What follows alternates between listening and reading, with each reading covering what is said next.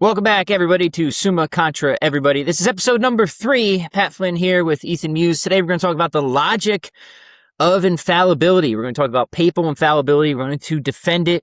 We're going to talk about the indefectibility of the church. And, of course, we'll explain the connection between these two. One actually flows from the other.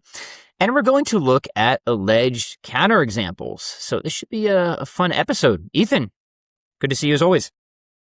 Yeah, it's great to be here. Great to be back with you, and this should be a fun one.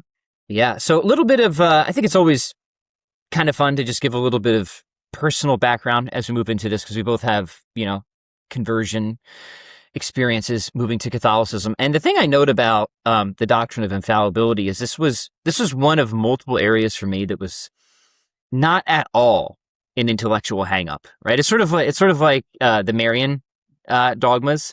Whereas, like, for some people, a lot of Protestants, you'll hear, I really like a lot of the Catholic faith, and I could totally see myself becoming Catholic if it wasn't for all that stuff about Mary, or if it wasn't for that claim of papal infallibility. Now, I think a lot of it is based on a lot of misunderstandings, but my experience was completely the opposite. Once I sort of saw what the understanding of Catholic infallibility was, I was like, oh, this makes perfect sense to me. In fact, I think without this, there's like really no live option for Christianity for me. And why is that? We'll get into this as we move forward. But once you think about the nature of revelation, how it's given in a particular time, context, culture, it's clothed in the sort of customs and language of that time, and it needs to be passed on, right? It needs to be transmitted, and times and customs and cultures change. Revelation is obviously complex in and of itself. So what might have been obvious or obvious enough at one time is not going to be so obvious once we are far removed, once we're distant. Errors will creep in. Entropy, theology builds upon itself. And it's not at all difficult to see that one would very quickly reach a point of corruption that would just seriously go against the entire logic of revelation to begin with. So how do you avoid something like that? Well, I guess there's, any number of mechanisms one could imagine, including God just like directly infusing knowledge into our heads, right? But one mechanism that you can imagine is one that is actually proposed and that we're going to defend, that you have a sort of infallible magisterium to make sure that things don't go completely off the rails for matters that are extremely important. So it was always really attractive to me. It always made a lot of sense to me, given the logic of revelation and sort of human philosophical anthropology, what we're kind of cognitively equipped to handle, what we're not, what would be reasonable to ask of us, what would not be reasonable to ask of us. And even if you could imagine like better ways that God could have done it, it does seem to me like, okay, at least the Catholic one is sort of adequate for preserving the logic of revelation, whereas like nobody else seems like everything else is like catastrophically bad, right? So it was always very attractive to me. There's lots of objections to it. There's lots of misunderstandings. We're going to clear away as many of those as we can in this conversation. But I'd like to hear your initial impressions. Ethan, did infallibility always just seem like a crazy thing to you? How did you first approach it? Some maybe initial aha moments. Just give us a little background. I never had any difficulty with papal infallibility or magisterial infallibility when I was inquiring into Catholicism. Like before I had investigated Catholic doctrine or like taken Catholicism seriously, I had just assumed, right, that since this has been around for 2,000 years and since in my view it was a human institution that didn't have divine assistance, I just assumed that there must be like tons of irreconcilable contradictions, within the system of Catholic doctrine. And so when I actually just looked into it, one thing that struck me was, no, there are so few even apparent contradictions, much less irreconcilable contradictions within the magisterium of the church. Right, there's almost like an absurd level of consistency, right? It's very impressive. And when you compare it with human institutions, like, for instance, the LDS Church and the amount of flip-flopping and contradictions between their prophets, right?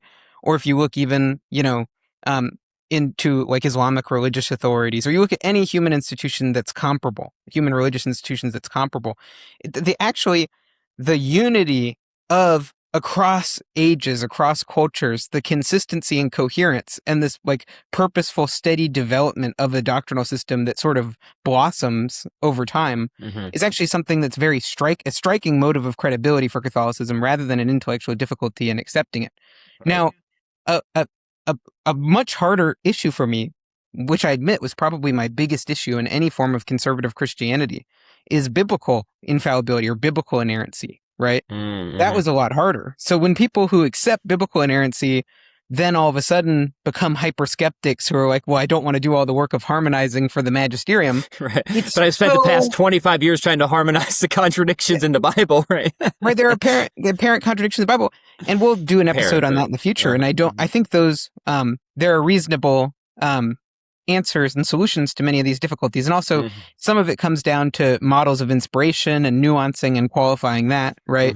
But I won't go there, but I'm just saying, if you are worried about basically magisterial contradictions as an impediment to Catholicism, like any form of conservative Christianity should be a far bigger issue because the Bible is much, much harder. Yes. The Magisterium actually makes a conscious effort to speak with one voice over time and to be consistent and to explain itself in a manner that's consistent with its authoritative pronouncements in the past, right? Well, the Bible isn't actually trying to even preserve the appearance of consistency as explicitly, right? The authors in the Old Testament aren't worried about trying to avoid any apparent contradiction or error or absurdity, right, for any future audience. Meanwhile, the Magisterium actually is doing that. And you see how amazing it is that we have like the most educated people in the world, right, who are like thousands of Catholic bishops are convening at a council like Vatican I, right?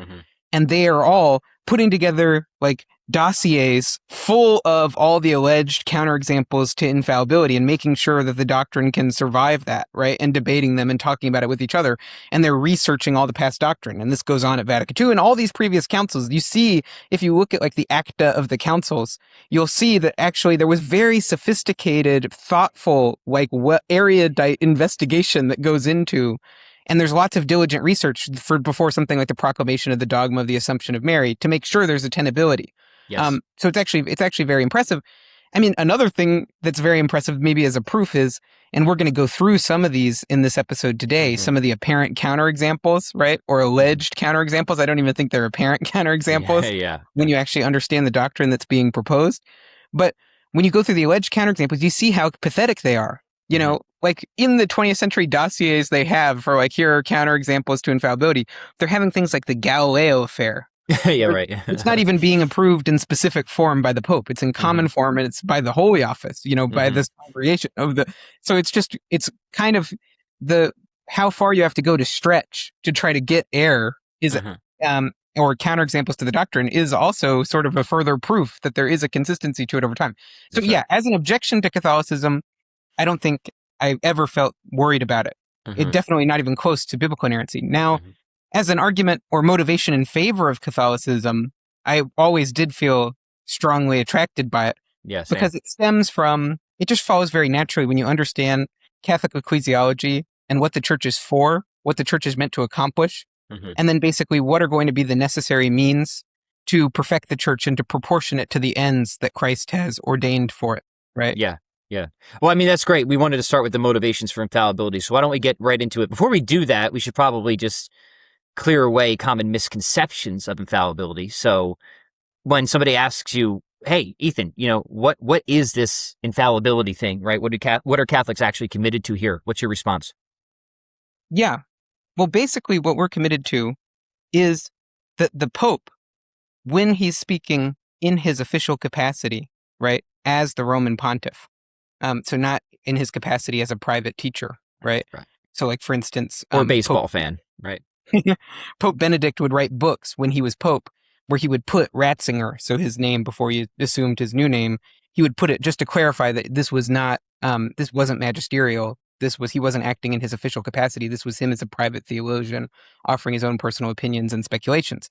So when he's acting in his official capacity as the supreme pastor of the church, if he defines a doctrine that pertains to faith or morals, right, which we'll go into later, exactly the scope of that, which can be broader than some people sometimes think.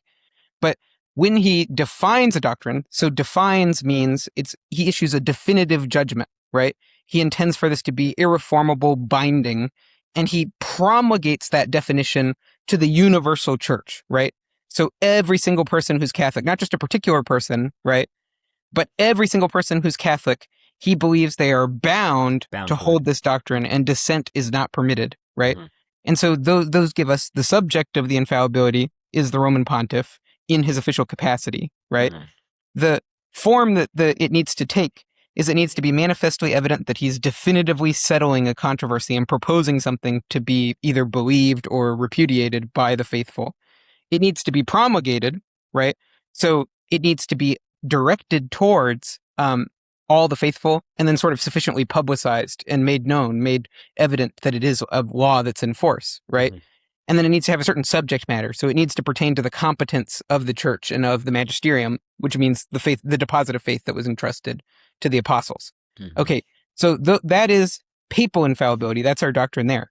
Yes. Now, there's broader infallibility that we're also committed to as Catholics, though it hasn't been defined by the church, even though we can see that it's part of Catholic doctrine in many cases. In some cases, it's just going to be part of the ordinary and universal magisterium, which is another concept we can get into. Mm-hmm. But basically, like another example of this is that there's a sense in which another subject of infallibility is not just the primacy, so just the Pope as supreme pastor, but also what's called the Episcopal College. Yeah. So all the bishops in the world with the Pope as their head.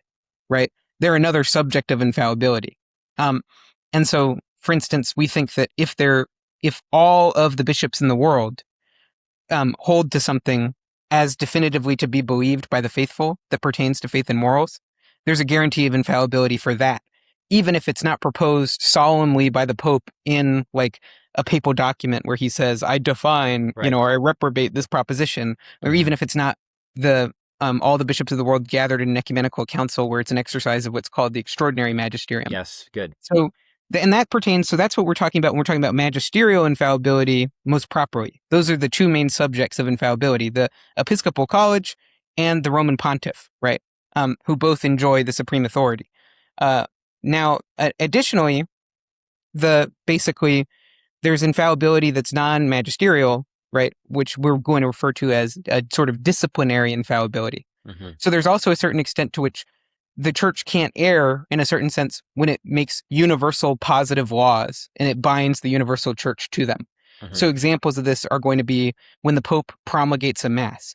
Yes. There are certain guarantees that come with that. Like can't be harmful to you, for example. Right. It's so there's a safety that comes with that, mm-hmm. right? So there's another certain infallibility, which is it can't fail, it can't frustrate the end that it's ordered towards when there's a universal discipline that's promulgated and imposed mm-hmm. upon the church as binding, right? Right. Mm-hmm. And there are other things which we talk about secondary objects of infallibility, right? So like a primary object of infallibility is literally something like the Assumption of Mary, the Immaculate Conception, right? Our Lord having two wills and having mm-hmm. two natures, right? Yes. So soteriology, moral principles like, you're not allowed to kill, you're not allowed to do contraception, or like, oh, you can't have female priests, so you can't kill babies in the womb. Mm-hmm. All of that is just faith and morals. Properly speaking, it's explicitly in the deposit, right? Yeah. Now, there are other things which are not, in the strictest sense, in the deposit of faith, contained within the deposit of faith itself, but are so proximate to it that they're also safeguarded by infallibility, because if they were undermined, then it would undermine the church's ability to basically safeguard those matters that are basically the primary objects of infallibility. Yes. So an example of that are what are called dogmatic facts, right? Mm-hmm. So an example is that a pope is a valid pope, or that an ecumenical council is a valid ecumenical council. Like who the pope is, yeah, right. Uh-huh. Right, and so mm-hmm. if there weren't ways for the church to basically be certain that about the identity of the Pope, mm-hmm. then it would then follow that all of his acts would be dubious, and so therefore it could never be manifestly evident that he had actually defined a doctrine, right? Right. Yes. So it would just completely defeat the purpose. So those are examples, right? Yeah, and good ones. Yeah. No, that's clear. That's good. All right. Should we get right into the motivations of infallibility, or do we want to talk about indefectibility first? I think we could go either way. What do you think? Mm-hmm. Yeah. Well, I mean, really, they're both related, because the principal motivation for infallibility is indefectibility, right? Yeah. Mm-hmm. So I'll start there. Yeah, do it. Let's go. So indefectibility pertains to Christ's church and a feature of Christ's church, an essential feature of Christ's church, which is its perpetuity, right? Which is Christ's church. The gates of hell will never prevail against it, right? It'll be with us until the end of the age, right? It's the kingdom that will never be destroyed, right? That's prophesied in the Bible and where Christ makes explicit promises pertaining to this. Mm-hmm. And so the church, in its essential constitution, right? Not necessarily its accidental constitution, right? So there are certain things like cardinals, which could be later like salutary disciplines or governance structures that are developed, but they're not part of the essential constitution of the church. To be the church, you don't have to have cardinals, right? You don't even need to have all these particular churches, like, or the exact systems of territorial jurisdiction that we currently have set up. Right. But there are certain features of the church that are part of its essential constitution. So to be what it is, right, it needs to possess these properties. And basically, we can go through those, but indefectibility basically is just the claim that, so first, you start with that most basic thing, there will be a perpetuity of the church, right? So the perpetuity of the church is just that it's always going to have retain its integrity in its essential constitution, right? It's never going to lose those.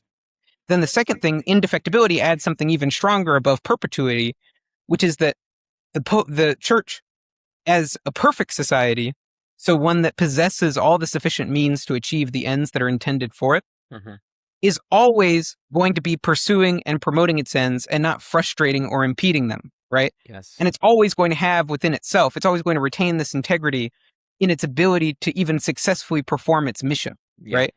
And so that doesn't mean it will always be equally successful at all times, or that it'll always be adopting the most prudent course, or it'll always be doing things the most efficient way that it could. But the church is not going to defect from its mission, its purpose, right? And so all of these, the three offices of Christ, which the church carries on and that it perpetuates, it's an extension of the incarnation as the body of Christ, right? To teach, to sanctify, and to govern, right?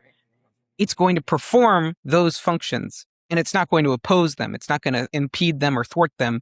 And the sufficient means, the ordinary means of salvation, will always be present within the church, and the church will be faithful to its mission until the end of the world. And so indefectibility pertains to both of those. Yes. So the perpetuity of the church, that it's going to last without interruption until the end of the world, and the fidelity of the church to its mission, and the adequacy of the church to achieve the ends that it's sort of ordered towards. Yes. Got it. Good. Now, No, sorry. keep going. Yeah, finish your thought, and then I'll chime in. Yep. Yeah, but so just what I was going to say is, so with that understanding of indefectibility, we then need to elaborate on some further points, right? Which are, okay, what is the essential constitution of the church? What are the ends of the church? What are the criteria for adequacy or sufficiency for those means? And so therefore, basically, what is the bare minimum that needs to be present during every age for the church not to be considered to have defected, right? Yeah. Indefectibility will basically ensure that we know that the church always meets whatever those bare minimum conditions are. So it's important for us to establish what the bare minimum conditions are. Yes. But basically, we're going to see that indefectibility actually provides a very strong, solid foundation for deriving, like logically deducing a doctrine of infallibility when you supplement it with just a few minor premises about what indefectibility consists in, right? So I'll pause for a moment, but then I can go into that. Yeah, no, I mean, I sort of iterated at the beginning why this was so attractive to me, given the sort of nature of human beings and the nature of revelation and our limited cognitive capacities, and also like some basic principles too, that I think at least most Christians would agree on, that if God is going to will and end, he's going to provide the sort of adequate means, right, for us to achieve it. And another way to think about sort of, sometimes the cartoon version of infallibility is like it's just a gift to the Pope, right? That he can predict any baseball score or something like that, and that's cartoonish. No, it's a gift to the church, right? That God's not going to ask the impossible or exceedingly unreasonable of you, as we'll see when we get into it. It's really, God's never going to put you in the impossible position of say choosing between heresy or schism or something like that. I think once you start to have this understanding of infallibility and indefectibility, the right understanding, you start to should see it as an extremely attractive, if not sort of necessary feature, given the nature of revelation and what God is hoping to achieve. So yeah, all right. So now we need to ask, I guess, what's the next question? What the church is, Ethan? Where are we going from here? Yeah. Well, so now, and remember, we're concerned principally in this episode with the logic, right? And so I'm not going to go and do positive theology to prove all of this to someone who is skeptical of it just from like the Bible or from tradition or anything along those lines. Right now, I'm just going to explain what the Catholic perspective is, what the logic of that position is, so that we can then understand it. We can sort of understand conceptually what it entails, what the motivations are for it, why when we're going to appeal to certain like limitations or qualifications, those aren't arbitrary, but they flow naturally from the logic, right? Yeah. And then later on, we can go more into like polemically trying to prove this to an interlocutor that may start out skeptical about some of the ecclesial principles that we're going to invoke. But the things I want to show now are just, okay, here's the logic of why once we have indefectibility and once we have a proper understanding of what the church is, we can sort of deduce infallibility, right? So it just sort of follows from this ecclesiology that there's going to be something like papal infallibility. So the first thing we need to understand, so let's understand what the church is, right? So the first thing is, for us, it's first a society, right? So there's a unity among a plurality of persons who are working together to achieve a common end, right? And so it's not just a mere like amalgamation or aggregate of persons, but instead there's some sort of moral and social unity that exists between the persons, and there's a common purpose that they're cooperating to achieve, right? And that makes it recognizable as a society. So an example of a society is like a family unit, right? Yeah. Another example of a society is a nation, right? Or some province within a nation. And we can see there are ecclesial communities besides the Catholic Church that we might consider to be societies, right? But an example of that would be like the Anglican Church, like a particular Anglican communion, you know, we could see that they would be a society, right? Or we could see the Presbyterian Church USA, you know, that would be a society. Yes. Now, the Protestant Church is not a society, right? At least in the intuitive common sense usage of that term, right? Correct. There's not a social unity that exists between them. There's too much diversity. There's not enough cooperation between them, you know. There's so that's the first point. The second thing is it's an institution, right? Which adds even a little bit more than society. It's a social organization which has membership where we can identify its members, and there's like an official privileged way to discern who's a member, who's not a member. And there are authoritative rules and norms that are widely recognized and that are enforced by this, that help basically impose an organization and sort of a like a constitution onto the social unity of persons, right? And so the institution adds a little bit more. It adds, so for instance, there's going to need to be some kind of a communion, and there's going to need to be a way in the external form to determine whether people are in communion or out of communion, right? So there needs to be visible membership. Another criteria is it's going to need to be juridical. There's going to need to be at least be some kind of rules and some kind of protocol. So not just customs, but like laws and some kind of procedure where those laws are enforced, right? Or that they have some kind of coercive power. Okay, then we're going to move on further. It's going to have to be a hierarchy, okay? So that's another thing that we think is as part of the essential constitution of the church, which is that actually some people are above others and have authority over them, and obedience is owed to them, right? And there's actually like a power structure where there are leaders or pastors, legitimate pastors, right? Who are recognized and who within this system have special privileges and have a sort of right of rule, right? So that's another important thing. Then, so we keep going. And so these are just getting the basic facts about like what kind of social organization the church is. Yeah. But we're noticing the church is something more like a government when you speak about the United States, right? Or you speak about a corporation, right? So like McDonald's, right? Culver's. Trader Joe's, you know, these types of, you know, Blockbuster back in the day, you know. Too many good memories, yes. But yeah, so we all can recognize, we all understand the difference between if I make up a corporation right now and I say Ethan Inc., And then I just start going around in the street and saying, you're a member of Ethan Inc. and you're a member of Ethan Inc. And I think he's a member of Ethan Inc. And everyone around the world who like appreciates Star Wars and likes, believes in miracles is part of Ethan Inc. And I just come up with that. We're all going to recognize, okay, that's not a real society, right? Yeah. It's not an organization. It's not an institution. It doesn't help to call it invisible either, right? Yeah. And so we see, no, we can actually tell, like it's empirical. It's part of experience. These are entities that we can go see out in the world. Yeah. That are sort of grounded in the social practices of humans, but there's more there. There's more meat to it than just like an amalgam of persons that are sort of arbitrarily classed. Yeah, they're plausibly a natural kind, right? Right. No, exactly. I think so. Mm-hmm.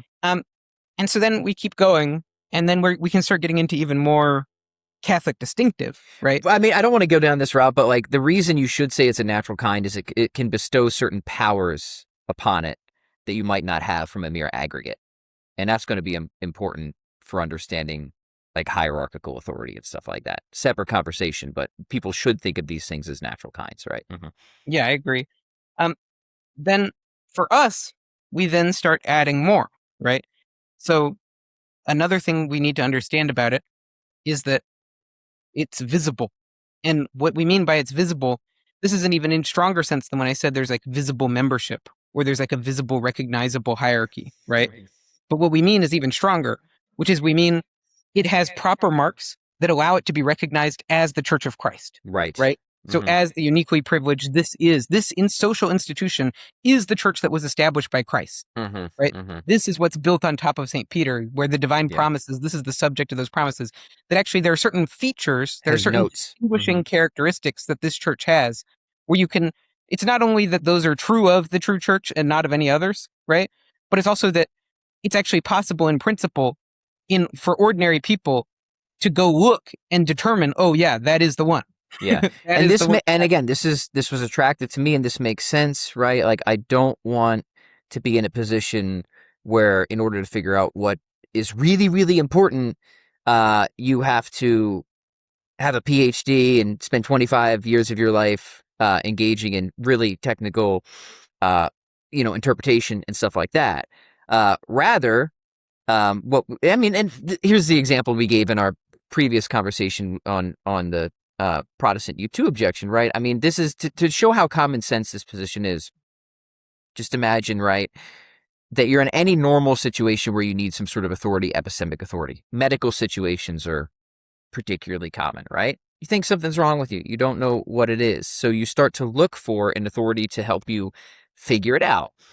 Now, it's very important to understand that in our sort of ordinary capacities, we can know situations where we need an authority, where something is sort of above our pay grade.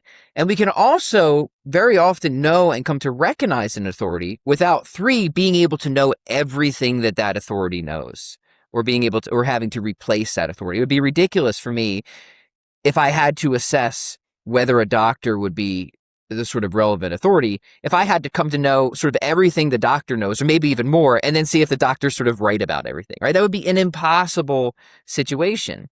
No, the more normal, reasonable situation is that there will be sort of notes or marks, right? Things that are easily accessible, background, education, testimonials, institutional affiliation, accreditation stuff that ordinary people can assess and say, okay, I know I need help here. I know I need an authority. There are notes to help me identify them, and then I can reasonably and responsibly assent to this authority that can help me figure out stuff that it'd be pretty much hopeless for me to figure out on my own. Sorry, just that got us a little sidetracked, but just trying to show people there's a lot of, I think, common sense appeal here. So yeah, back to you, Ethan. Yep. Mm-hmm. Yeah. And so we can go through, I mean, I'm not going to go into any depth into the marks of the church right now, these are basically the distinguishing characteristics that render the church basically apt to be recognized as the true Church of Christ and is uniquely privileged among all the social institutions that claim to be the Church of Christ, right? Mm-hmm. And so the most basic ones are the ones you'll hear in the Nicene Creed, right? Mm-hmm. Which is, one holy Catholic apostolic, right? And so there's a unity, and there's a apostolicity, which there's many components to apostolicity, but one of them is that there's actually a historic continuity of the institution over time that recognizably traces all the way back to the apostles, right? So there's literally a lineal succession that occurs as a social ritual So it's not just that, oh, we have the same faith as the apostles, so we're in continuity with them, right? Where that's like a debatable, contestable sort of intellectual proposition, right? We're just, and whoever's institution is doing the best job teaching the faith is the one that is apostolic. That's not what we mean, right? Well, there's one component, which is there can be things like apostolicity of doctrine, but another thing that's important is apostolicity of governance. So there is a historic continuity over time that traces back. This is the ancient institution that goes all the way back to the apostles, and there's a visible, public, social ritual that then basically allows us to establish a succession of office, right, among the hierarchs of this society.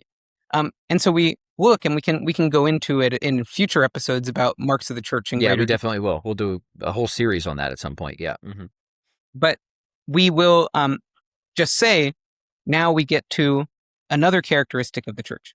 So we've gone through a few so far. So society, institution, hierarchy, visible in the sense of having the proper marks, right? And then we also want to get to perfect. And so perfect doesn't mean perfect in the sense of the best it could possibly be, right? Or like optimality, right? Instead, perfect, we're using this more etymologically and more in a scholastic usage, which means complete, right? So it means it's sufficient. It has everything that it needs to perform its function, right? And so then this requires us to understand what the functions of the church are, right? And I've already mentioned them or alluded to them, which is to teach, to sanctify, and to govern. Yeah. So the administration of the sacraments and the dispensation of the sacraments to where the ordinary means of salvation are available in the church and they're properly administered to people, right? Yeah. That the doctrine, the saving faith, right? All the articles of the faith are safeguarded, whole and inviolate, and proposed by, and basically are discernible. And there's a system of doctrine that's getting like elaborated and expounded, and we're being led into all truth. That's the teaching function. And to govern. There are actually rulers, right, who can make laws that order everybody towards the common good and specifically towards the supernatural end of this society, which is the salvation of souls, right? And that basically can make it to where there is an actual moral social unity that exists among the society of all Christians, right? That has rulers. And so those purposes. And so to basically effectuate those, always the church will have the adequate means that are necessary for it to do it at all times, all places. And we've already mentioned, in addition to this, its perpetuity, right? Which is that it will always possess those essential characteristics without interruption. Yeah. And so now once we understand that is what the church is, and that's what the church is for, we can then go on and say, okay, why is infallibility a sort of corollary of indefectibility plus that analysis of what the church is? And it actually becomes plain. So for Catholics, we have an additional thing where we think the church is a monarchy, right? So there's a primate who has universal jurisdiction over the whole church. Universal, ordinary, immediate jurisdiction is a term you're going to hear in connection with the papacy. Yeah.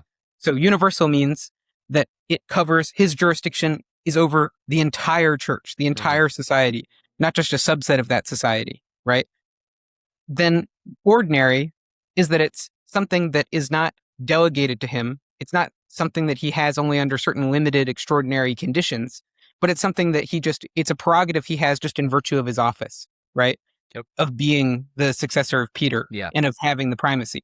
So ordinary jurisdiction would be different from extraordinary jurisdiction or a delegated jurisdiction, right?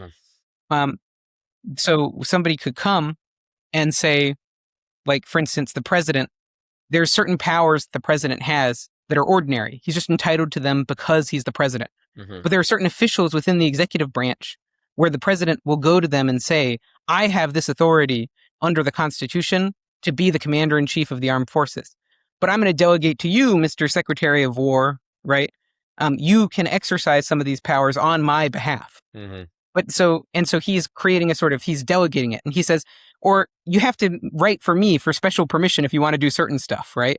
And so then that guy's, okay, well, now it's not ordinary jurisdiction for that guy's office, right? Yeah. Because he's actually having each time to come ask the primate to approve his exercise of certain authority. So ordinary just means it attaches to the office by right because you hold this office sort of constitutively. Then immediate is it's distinguishing it from an appellate jurisdiction, right? So immediate means the Pope can take any matter that's within his competence, any subject, and he can just act of his own initiative to basically impose some kind of sanction or impose some kind of rule, right, upon each person. Yep. There are other things, like within an American court system, where if nobody has standing to bring a claim, the court is not supposed to act sua sponte or like of its own initiative if there's no case or controversy that's been brought before it that it is supposed to decide upon. Yeah. So it may just have an appellate jurisdiction, right? If the matter is brought to it, if there is a justiciable action that comes before this court, then it can rule. But the Pope isn't bound by that. He actually has immediate jurisdiction. Mm-hmm. Okay, so once we establish that, and then we can go into why it's fitting for the Pope to have that. But let's say if that is part of the constitution of the church, so there is one top singular leader guy who is the primate, who has the primacy, and it's a monarchy, and now he can bind everybody. Well, okay, notice how we can get a deduction from these two principles. Okay, if the church is always going to safeguard the faith, right? It's not going to force all of its members to profess heresy as faith or exclude them from its communion, to where every person who possessed the true faith would not be a member of the visible society of the church, right? That would constitute a defection, Clearly. right? That would be contrary to indefectibility. It would frustrate all the purposes, and it would destroy the essential constitution of the church, right? It would lose its apostolicity of doctrine, right? It would lose, actually, all Christians would no longer be members of this society, right? Anyone who actually professes the true faith would no longer be able to be part of the society. So notice that if we affirm these two theses at the same time, one, the Pope has the authority to say to every single person, hey, it's heresy for you to deny X, right? And you're kicked out unless you affirm X. So if the Pope has the authority to do that, right? But then the church can never defect. Then anytime the Pope does that, he can't be wrong.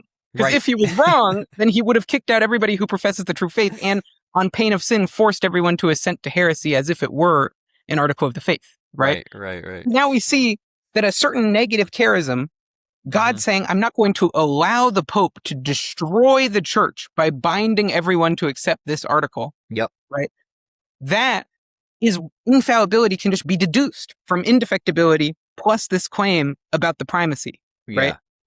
And so, you want to jump in? No, I was just going to say, like, again, once it's understood this way, I like, it should be very attractive, right? Again, it's not like some special gift just for the Pope. It's a promise that the Pope will not destroy the church at the end of the day, right? That even if it seems like he's about to, in God's providence, it will be prevented in some way. He'll get hunger pangs or he'll have a stroke or something like that. Right? Who knows how God's going to, actually, play it out, the protection, but that's what it is. It's a promise of protection at the end of the day that the Pope will not destroy the church. Yeah, continue. Yeah, no, and this is something that's very important to understand because it comes up all the time, which is infallibility is not inspiration, right? And it's not impeccability, right? And so all infallibility is it's a corollary of the Pope's authority and the indefectibility of the church. But it can be preserved principally by defending the church from the Pope, because the Pope has the ability to destroy the church.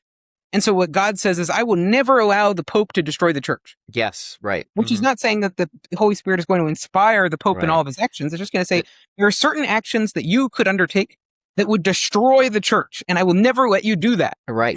Yeah. And it doesn't mean that the Pope's always going to articulate things in the best possible way. He can make imprudent decisions. He personally could be a heretic. There's lots of things that can happen, right? But it's just the logic of infallibility as a corollary of indefectibility is the Pope is not going to destroy the church. God will not allow it, right? And infallibility actually, given the Pope's prerogatives, given that he has a power to destroy the church, the negative charism has to prevent him from ever exercising that, right? Yes. And so, in that way, we're protecting the Pope, protecting the church from the Pope. So one way you could do that is if the Pope is on his way to go define a doctrine that's contrary to the faith, the Holy Spirit could protect the church by throwing the Pope in front of a bus, right?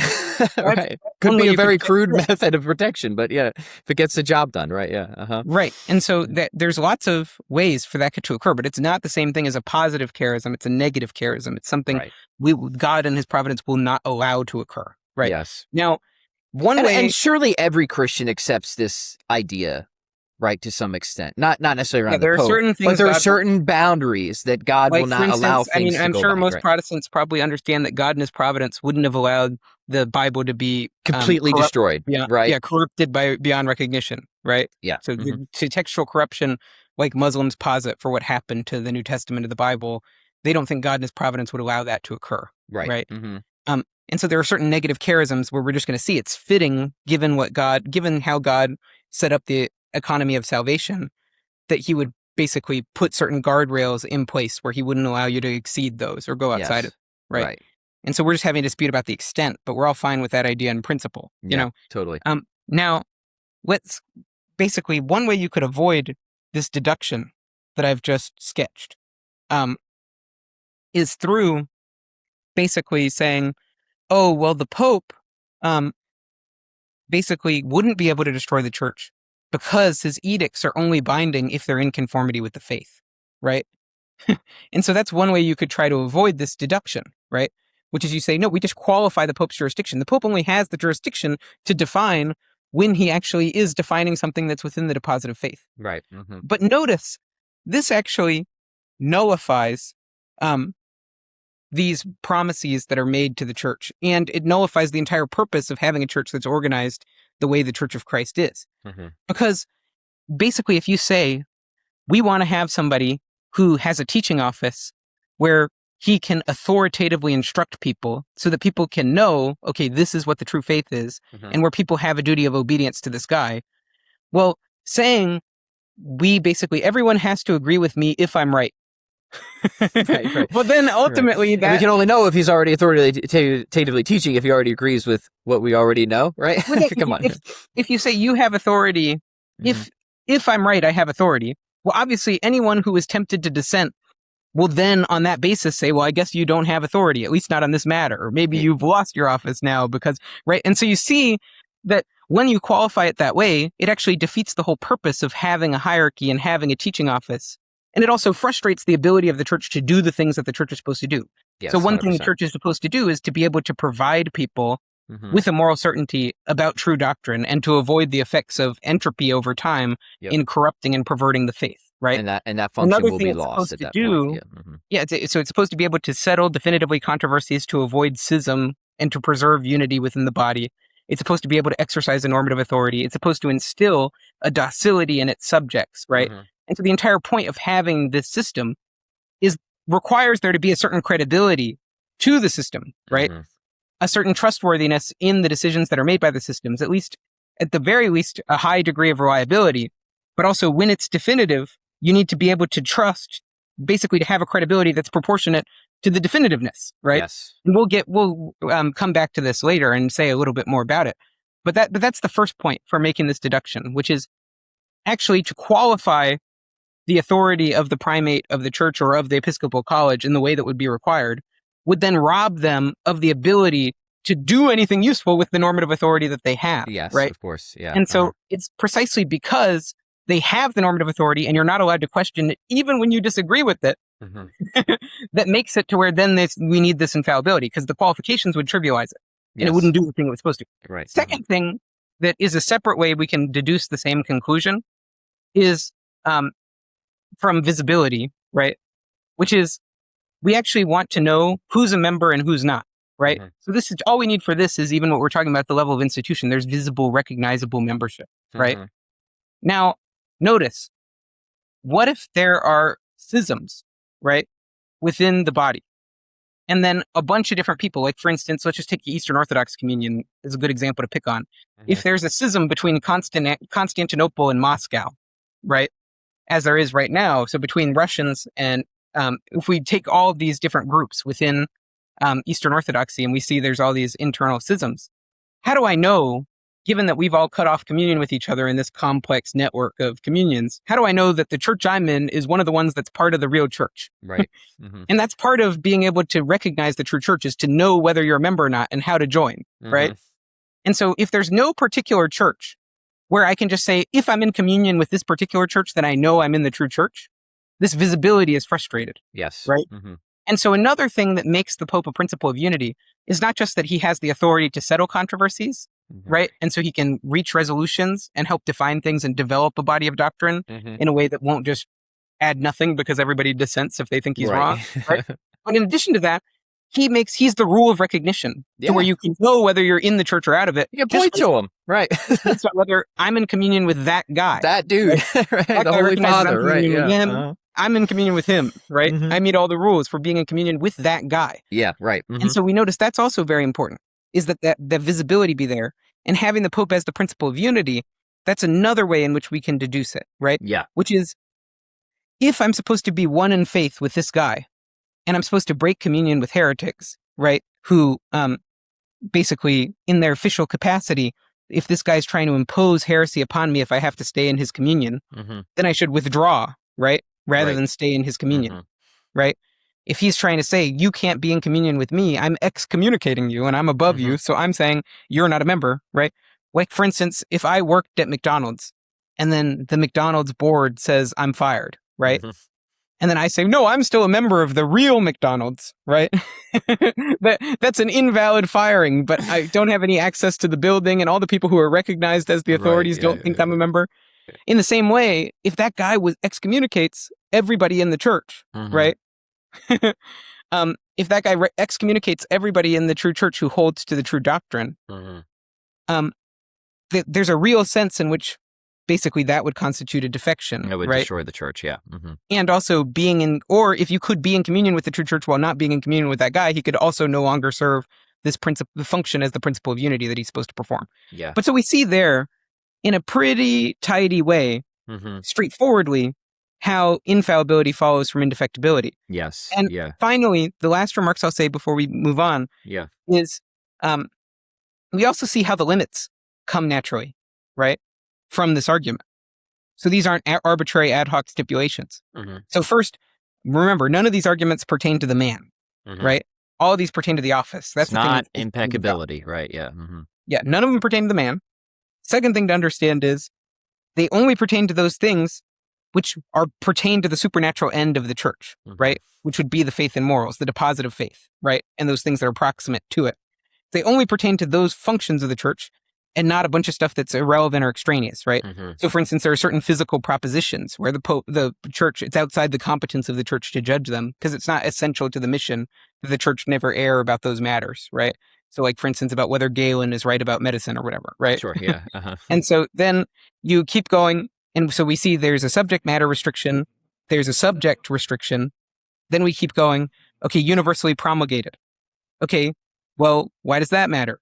Well, because indefectibility applies to the church, not to particular churches, right?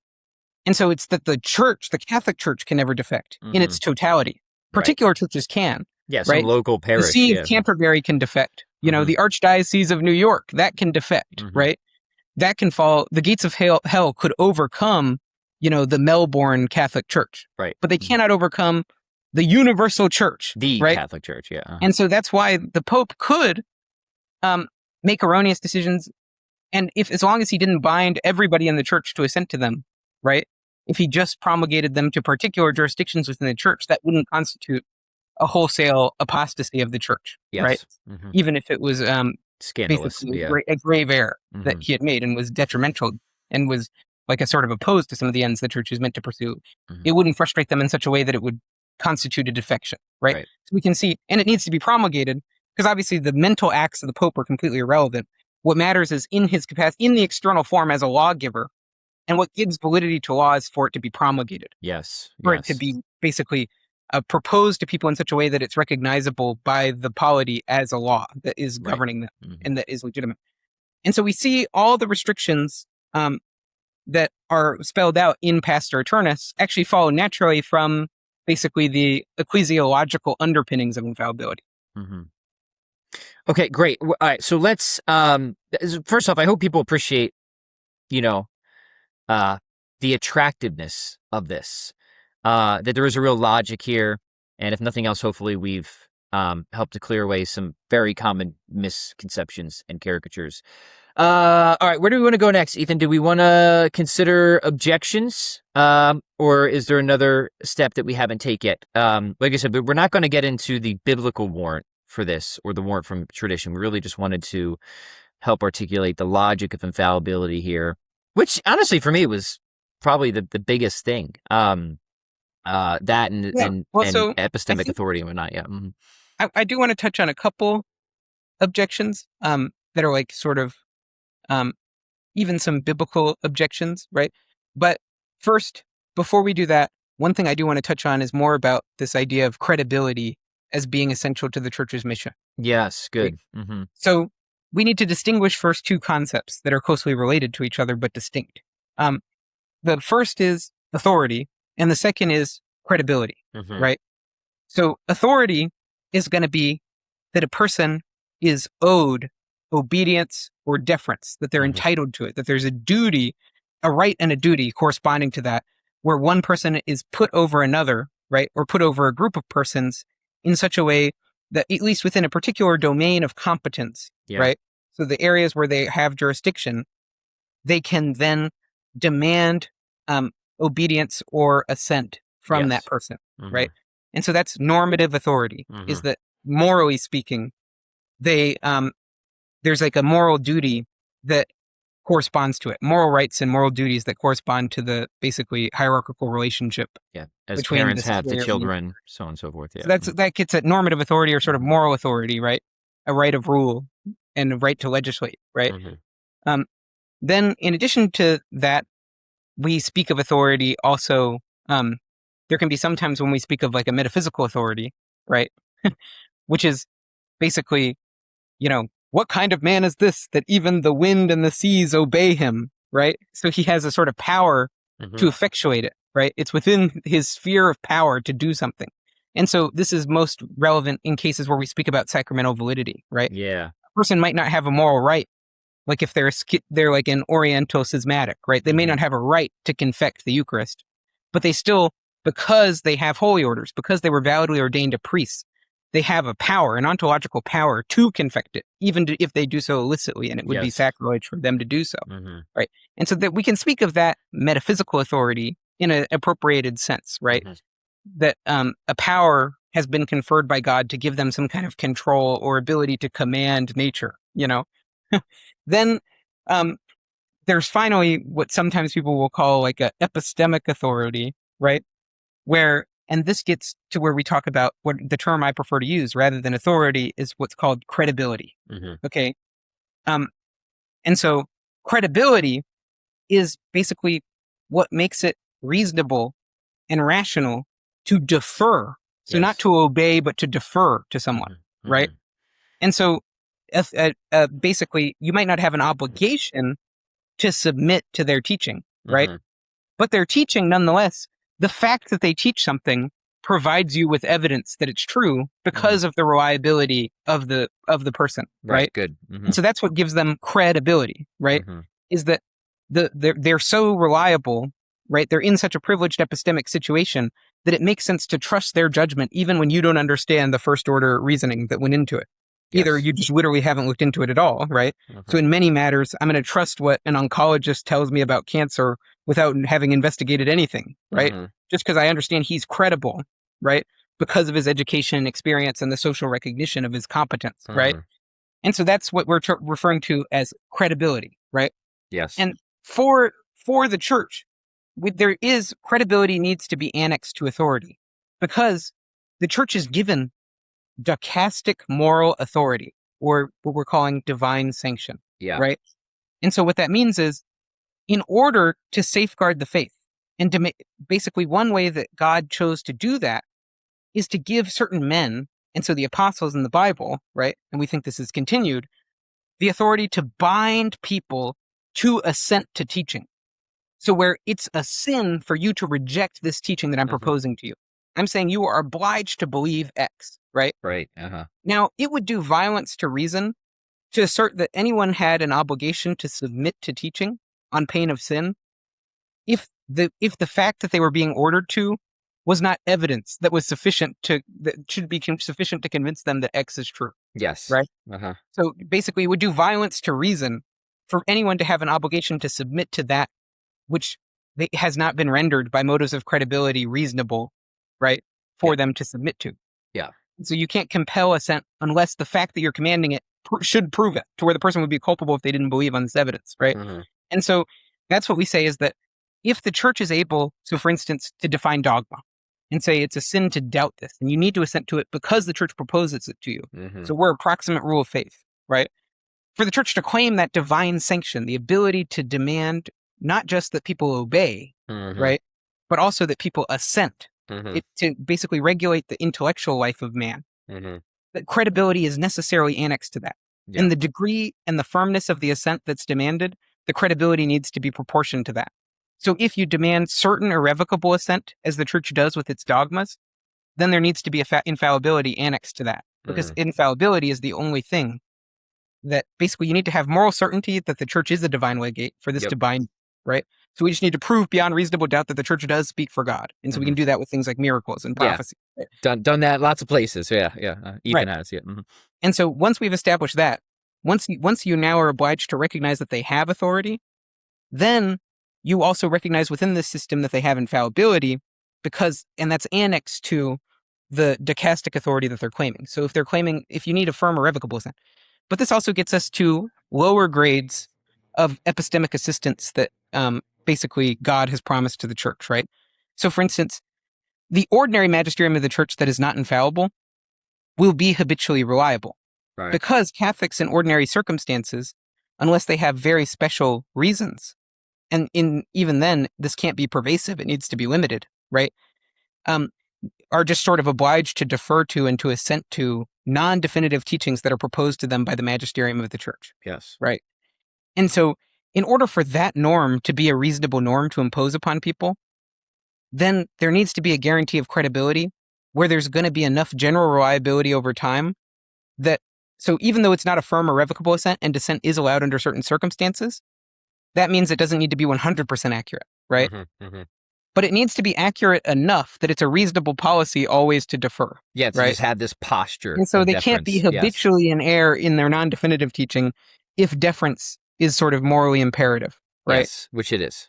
And so that gets us to this notion. Authority always is a corollary of authority is credibility when God is instituting this system, right? He's not going to give anyone the moral authority to compel assent if that does violence to reason. So therefore we can infer that the fact that assent is being demanded by a legitimate divinely instituted authority means, even if God never said it explicitly, there's an implicit divine promise of enough credibility for that to be reasonable. Yeah, that's super helpful, Ethan. That's really good. I'm impressed. So we finally have somebody who's impressed after all these podcasts. So that's really well articulated. All right, objections. Boy, there's a lot here. We can't cover all of them, but we'll cover the ones that I guess we hear the most, and we think are the most interesting, even if they're not ultimately very good. How about the Old Testament one, Ethan? Should we start there? So because sometimes you hear like, hey, let's look back to the Old Testament. I don't see any sort of infallible magisterium back then, and they seem to have gotten along just fine. If it was good enough for them, it should be good enough for me, who is not Catholic, without any sort of infallible authoritative hierarchy.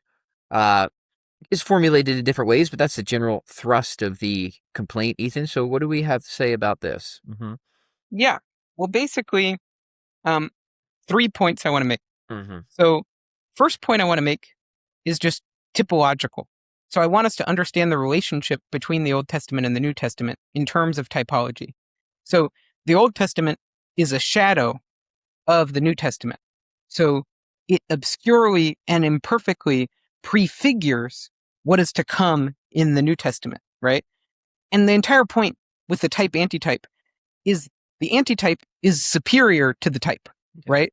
So our Lord is typified by many elements in the Old Testament, but our Lord obviously exceeds in perfection and virtue all of the symbols and figures that are used to sort of prefigure him and to prepare us for him, right?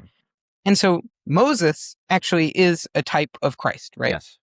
And he is a lawgiver, and he is the founder of a society. And so the Old Testament society of Israel is itself a type, a shadow of what's coming in under the new dispensation and the new covenant, right? Yeah. But notice the whole point is Moses' law is an inferior law, the law of sin and death, right? Moses' law is inferior. Moses' courts are inferior. Moses's rituals are inferior. They're not ex opere operato, right? There's no intrinsic efficacy to any, to the blood of sheep and goats, Right. And so we see the Eucharist is superior to all of the Old Testament sacrifices, right? We see baptism is superior to circumcision, right? So the church should be recognizably prefigured, shadowed, but also it should exceed in perfection the society that existed under the Old Covenant. Totally. So just to say that superior promises have been made to the church than were made to Old Testament Israel, that's exactly what we would expect. Yeah, not much. And what we're actually looking for is a continuity where it's a development to where something superior has arisen in the new, has been generated in the new, right? Right. And so the promises that are made by Christ to the church, we do believe they are exceptional. They're promises that are superior to the promises that were made before. Yeah. And they're even prophesied explicitly in the Old Testament, right? That there will be a superior messianic kingdom that's established and that will never be destroyed and that will have these missions and these functions, blah, blah, blah, blah, blah, right? Yeah, right. Distinguishing characteristics of the church that distinguish it from the preceding society. Yes, the divine promise that was made is a superior promise that is unique to this dispensation, right? So just the showing that meanwhile, people who reject our notion of indefectibility and infallibility, magisterial infallibility, their systems are much worse parallels, right, for the Old Testament system. Where, for instance, in Deuteronomy 17, we're setting up Levitical courts and we're saying, do whatever they tell you to do, observe whatever they tell you to do when they judge these moral controversies, right? And don't stray for it either to the left or the right under pain of death, right? And so there are Levitical courts and they have a certain competence to demand obedience, not necessarily assent, right? But to demand obedience to certain moral precepts that they promulgate, where you're now bound to observe their moral precepts and their normative interpretation. So there was literally an interpretive authority that was instituted, that was placed over Israel, where Israel was a juridical society, and there was a supplement to any written revelation, right, that was provided, and to the prophets, which is literally a court system, a legal system that people had a duty of obedience to submit to. Good. And it is a prefiguration of the society that's to come, and there's a reason for it then that's also fulfilled now, right? And so we see it's actually a kingdom. At points it's monarchical, so we see all in the language that's used to prophesy and point to the future thing is as a kingdom, right? And so we make way more sense as the perfect, super eminent fulfillment of what this was just a germ of, right? Meanwhile, they're just like a degeneration of the germ. Right? Yes. Which is the opposite of the typological relationship we're sort of supposed to expect, right? Totally, 100%. Now, okay, so that's the first point to make, which is just the logic of the argument is flawed.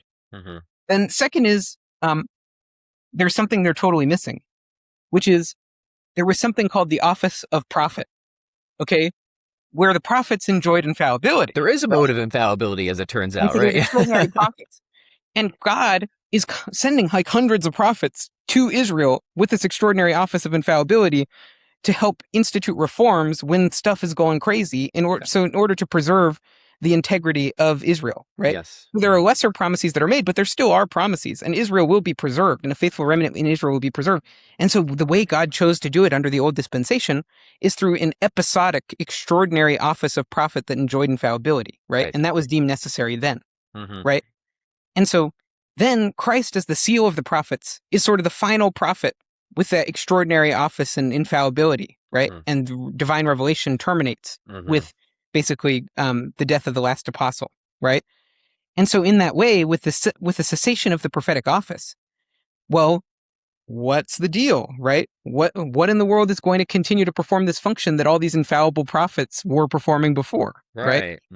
And so we think that the continuation of the prophetic role of Christ, and therefore the replacement for the extraordinary office of prophet that existed in the Old Testament under the old dispensation, is the church, which is a perpetual, basically, prophet or divine legate that speaks on behalf of God and has an infallible mode to safeguard the revelation that's been entrusted to it. Yeah. Right? So there is a more perfect version of the episodic prophet office that existed under the Old Testament period. And there was a mode of infallibility then too as well, right? And so that's and that attaches to the church, right? And so the church is basically performing the prophetic function that existed under the Old Testament, and where there's no corresponding thing that exists in the rival Protestant ecclesiology, right? And so that's extremely problematic. for their model. Meanwhile, it's another example of the Old Testament sort of vindicating us, right? Yes, agreed. And then finally, just with regard to the Old Testament arguments, I mean, just a lot of our best proof texts for indefectibility, for perpetuity, right? For infallibility, for the Petrine primacy, are going to come from Old Testament prophecies, both typological and explicit, right? And I already alluded to this and referenced it before, right? And so you have the prophecies in Daniel, right, which are very explicit about the perpetuity and indefectibility of the Messianic kingdom. You have like the Elohim typology argument, right, where you're establishing like the successive office of Peter the primate in this kingdom, right? And so we could keep going, keep enumerating it all day long. But we see actually, when we analyze, we investigate what the Messianic kingdom was supposed to be, basically it's actually laid out in plain detail for us in the Old Testament, that it sort of is going to correspond more to a Catholic ecclesiology. Yeah. Okay, good. So yeah, I think that's completely decisive. So let's move on from that. All right. When I hear of people objecting to infallibility and the types of counterexamples, the most common ones I think would be among the following. So you tell me how many you want to hit. Something about Pope Honorius or bad popes in general. Galileo, which I don't think deserves any other I forgot about that one too. You mentioned he is kind of brought up a lot, that poor guy, right? And others that are more interesting, right? Religious liberty, death penalty, usury, those come to mind. At some point, we'll do extended episodes on at least some, if not all of those. Where should we turn next? I at least want to give a brief treatment of each to begin to see how we might work through some of these. Yeah. And there's also, maybe we should clarify like the minimalist versus maximalist types of errors that are made in this debate. Yeah, as well, I'll do that. Okay, cool. Yeah. So minimalist versus maximalist errors about papal infallibility. Yeah, so, let's do that. Maximalist errors are going to basically take any opinion or locution of the Pope and treat it as if it's evidence against papal infallibility. And I'll see people do this, and they're like, well, look, it's less expected on papal infallibility that this Pope non-definitively taught this error, right? And they'll just start enumerating examples of non-definitive teachings where popes were erroneous, where popes were in error. They expressed erroneous theological judgments, or where some other condition wasn't met, right? So there was some other defect, right, in how it was proposed that made it to where it wasn't covered by the charism of infallibility, right? And so the maximalist error is just going to basically be to regard almost anything that comes out of the Holy See as either being infallible or as basically bearing upon or touching upon infallibility. Right. And they're going to be like, oh, it's just ad hoc to keep saying, well, it's not impeccable, blah, blah, blah. At least this provides evidence, right? When really, no, it doesn't, right? So what may provide evidence is if you found evidence that was relevant to the habitual reliability of the ordinary magisterium, right? Now, finding over a 2,000-year history, like 6 or 7 stock examples that you can bring up, right? That's actually not going to be that impressive when the magisterium is making judgments about like thousands or tens of thousands of topics, right? Over the course of 2,000 years with all these diverse popes for hundreds of popes, right? Yes, yeah. So it's not actually good evidence unless you can show that there's such pervasive, persistent error across a range of topics that it threatens habitual reliability, right? But it's obviously not a counterexample to infallibility if the conditions aren't met. And it's only unexpected if you thought something about the Catholic model predicted that there would be a sort of personal impeccability for the Pope, which we don't believe in, right? Right, And so that's more of like maximalist type errors, or like either not understanding that the conditions are not met by particular teachings, right? Or just mistaking episodic, isolated error for perpetual, pervasive error. Right, good. Yeah, good distinction. And so neither of those, that's a big fallacy. Now, minimalism will be the opposite problem of thinking that papal infallibility is more restricted than it in fact is. And so you'll hear this sometimes, like you'll hear people like Jimmy Akin go out and say, oh, well, there's really only ever been like 5 ex cathedra definitions throughout history. We've never really chosen to exercise this power. We've done it very sparingly on a select few issues, right? And that's not true. Basically, even when you go back and read like Gasser's Relatio, where it's the authoritative explanation of Pastor Eternus, so the document defining papal infallibility to all the bishops that are voting on it, it explains that they believe thousands of definitions have already come forth from the Apostolic See, right? According to their criteria. So when they say define, there's just, when they express an intent to impose something upon all the faithful, and they say they reprobate the contrary opinion, or they say we define, we declare, we condemn, blah, blah, blah. This is to be held by all.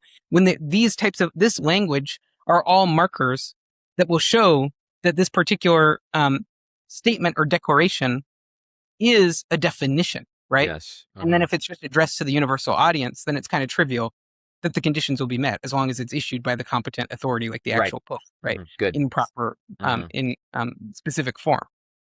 Now, another error related to minimalism is to basically deny the scope of infallibility, or to restrict the scope of infallibility, as we mentioned earlier, to just those things that are covered in Pastor Eternus, right? Now, there are lots of things that are in Catholic doctrine that have not yet been proposed or defined by the Church in its extraordinary magisterium, but nonetheless, we can recognize these are, in fact, we have actually, it's theologically certain that these are true, right? And there are certain things that are like taken for granted by basically every Catholic, like the infallibility of canonizations, and the theological evidence for that is overwhelming, right?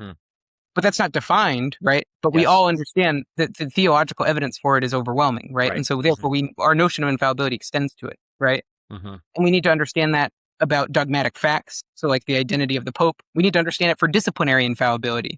So for instance, like the moral safety of a universally promulgated Mass, right? Yes, good. And so we also need to be sure so first is Pastor Eternus, we have to understand that that's a lot broader than people try to characterize it, and that the criteria for having defined something are not super narrow, right? And then second is that Pastor Eternus itself is a floor, not a ceiling for infallibility, you know? So it's just proposing an aspect of infallibility definitively, but it's not excluding anything that's not covered within the scope of that. And there are certain things that go beyond it that will also be covered within the logic of infallibility. And you need to understand for why minimalism is so problematic is for infallibility to make sense, and for it to be so important for us to insist upon it so firmly, and for Christ to have instituted it. We actually need to use it a lot. Yeah, it needs to be used, right? It's like, relegated to like 3 instances in history would be absurd, right? Yeah. We actually need to use it. It's there for a reason, a really important reason. So don't be shy about this, right? Yeah. I think sometimes people just are cagey because if you don't have a firm faith that in fact, all the times when the conditions are met, there will in fact be consistency. Yes. Right? If you have that faith, if you have that solidity, then you can have the confidence to actually affirm what the Council Fathers at Vatican I said, and what all of our traditional theologians and greatest authorities have said about a broader scope of infallibility. Right? Good. Yeah, so important. Now, the final thing I want to say, going back to Maximalist errors, one thing I remembered I wanted to say to clarify is we also need to understand that documents are not subjects of infallibility, right? Definitions So are. you don't say, a lot of times people will make this mistake where they'll go around and they'll say, this is an infallible document, right? So this is a document of an ecumenical council, or this statement, this encyclical of the Pope is an infallible encyclical. But that's not true, It's a mistake, right? Or they'll say things like encyclicals can't be infallible, right? And you'll prevaricate between those two, where you're focusing on something that's actually irrelevant. Yes. Right? So the things that are infallible are definitions. So what is infallible are authoritative binding judgments, right? That are so what is actually imposed? Now that can be a sentence, it can be a thought, right? It can be a thought cloud. All of those things are within, as long as it's manifestly evident that the Pope is universally promulgating a definitive, right? So an irrevocable judgment that everyone is required to hold, right? Whatever manner in which he does that, as long as he does it, then it's covered. And meanwhile, if that's accompanied alongside by anything else, those things aren't covered just because of their proximity to the definition, Yeah. right? Right. And so, like an example of this is there are things like obiter dicta, okay? So sort of passing remarks or explanations or arguments for things, right? Mhm. Or reasoning or physical propositions, right? So for instance, we've held in the past, ecumenical councils will be infallible when they're approved by the Pope solemnly, the contents of them are approved solemnly, when they touch upon matters that pertain to faith and morals, and they make definitions pertaining to those. Mhm. But they may be errant with regards to, for instance, that this particular person is in fact guilty of this particular heresy. Yes. Mhm. So it could be, it's infallible that given what the council believes about what this guy believes, right, that would be a heretical proposition, right? But there's actually a possibility of error that actually is applicable to this individual. They're not covered. It's not covered within the scope of infallibility that, for instance, Honorius actually believes. I was going to say, you got to bring up Honorius here, right? Yeah. Uh-huh. That's good. Right. Yeah. Mhm. It's not covered. So there's ways in which, like Origen, there's like a controversy about Mhm. whether the council was deceived about what Origen's doctrine was, right? Mhm. And it's sort of within bounds to say that even though we anathematize this individual, well, we believe that there can be unjust penalties that are imposed by competent authorities and that isn't repugnant to infallibility, Yeah. right? Yeah. But That's that good. cannot, but in the cases where it's something like promulgated by an ecumenical council, what Nestorianism being heretical is 100% covered. That's, yeah. But meanwhile, done, settled. Yeah. Mhm. Nestorius being a Nestorian is not covered, right? Yeah. And a critical distinction. Very important. Yeah. Yeah. Right. And Yeah. you go further, like Vatican I, when it's justifying the doctrine of infallibility, if it cites a document, right? So historical document that turns out to be a forgery, right? That it doesn't threaten infallibility. That's not covered within the scope. The physical proposition that this document was authored by this guy and is an authentic document, right, is not one of the things that's within the scope, Mhm. right, of the definition pertaining to faith and morals, right? Right. So we need to understand this. It's the documents, even if they're within very authoritative instruments, tend not to be the subjects of infallibility, right? The things that tend to be the subjects of infallibility are actually the definitions. Now, the Pope, if he wants to, with anything within his competence, he could say things like the chapter title of this document from like session 7 of Trent is itself a definition, right? Right. Yeah. So it's like it doesn't matter what it is, right? There's not a special magic formula that needs to be said. There's not a special genre of document it needs to be, right? And furthermore, if it's accompanied by things that are just not within the scope of the promise, those things don't get a special privilege attached to them just because they were in close proximity in the document to the thing that is covered. Got it. Super helpful. Okay. All right, Ethan, what alleged counterexamples should we address next? Yeah. Well, so let's go to basically one of the most famous ones, which is Pope Honorius, right? Yes, right. And this was brought up recently in the conversation you had with Miles on his channel as well. So let's go a little deeper. And lots of people have heard it. And basically, the thing that's interesting about the Honorius case is in refuting a certain type of maximalism, of papal maximalism, where you think that the Pope could never personally fall into heresy, right? Or be a heretic, right? And so basically, the controversy here is there's by no means can anyone think that what Honorius said basically constituted under the Vatican I, like Pastor Eternus criteria, or any broader criteria that Catholic theologians find plausible, really, constituted an infallible statement, right? Because the first thing was, it was private letters to a particular bishop, right? It's not a universal, the instrument wasn't promulgated to the universal church and wasn't intended to have the character of law. Right. He doesn't define anything. He just makes like a sort of descriptive statement about what we profess, where he uses problematic language, where he's basically saying we confess one will in Christ, right? Yeah. And what he means is really to deny that there could be contrary wills, so that because obviously the Catholic doctrine is actually there are two natural wills, right? In Christ. Yes. The one pertaining to the divine essence, the one will of the divine essence, and then the one will proper to his human nature. Human will, right? Yeah. And that those are perfectly consonant with one another to where there's no resistance of the human will to the divine will, right? So there is a sort of moral unity between them. And this actually kind of seems to be what Honorius had in mind. Yeah. A moral unity between the wills to where they're not going to be contrary wills, right? Mhm. But he nonetheless uses the very problematic formula, basically, that there's one will. And he also advises this bishop to remain basically silent about the controversy that's going on about the two wills versus one will's dispute. And basically, subsequently, ecumenical councils are going to be like Nestorius the heretic anathema, Mhm. and you're going to have popes when they're taking their sort of oath of office, like condemning this, Honorius as a heretic, Mhm. right? And so, but one thing that's actually really interesting about the Honorius case, so obviously it's not a definition, it's not universally promulgated. The statement itself is ambiguous, and exactly what Honorius's error was is actually debated by historians, But regardless, so it's clearly not a counterexample to infallibility. It is, however, a perfect illustration of the distinction between the protection of the office and the protection of the man, Mhm. right? Because we can just concede what our council has taught is the possibility of the Pope being a heretic, Mhm. right?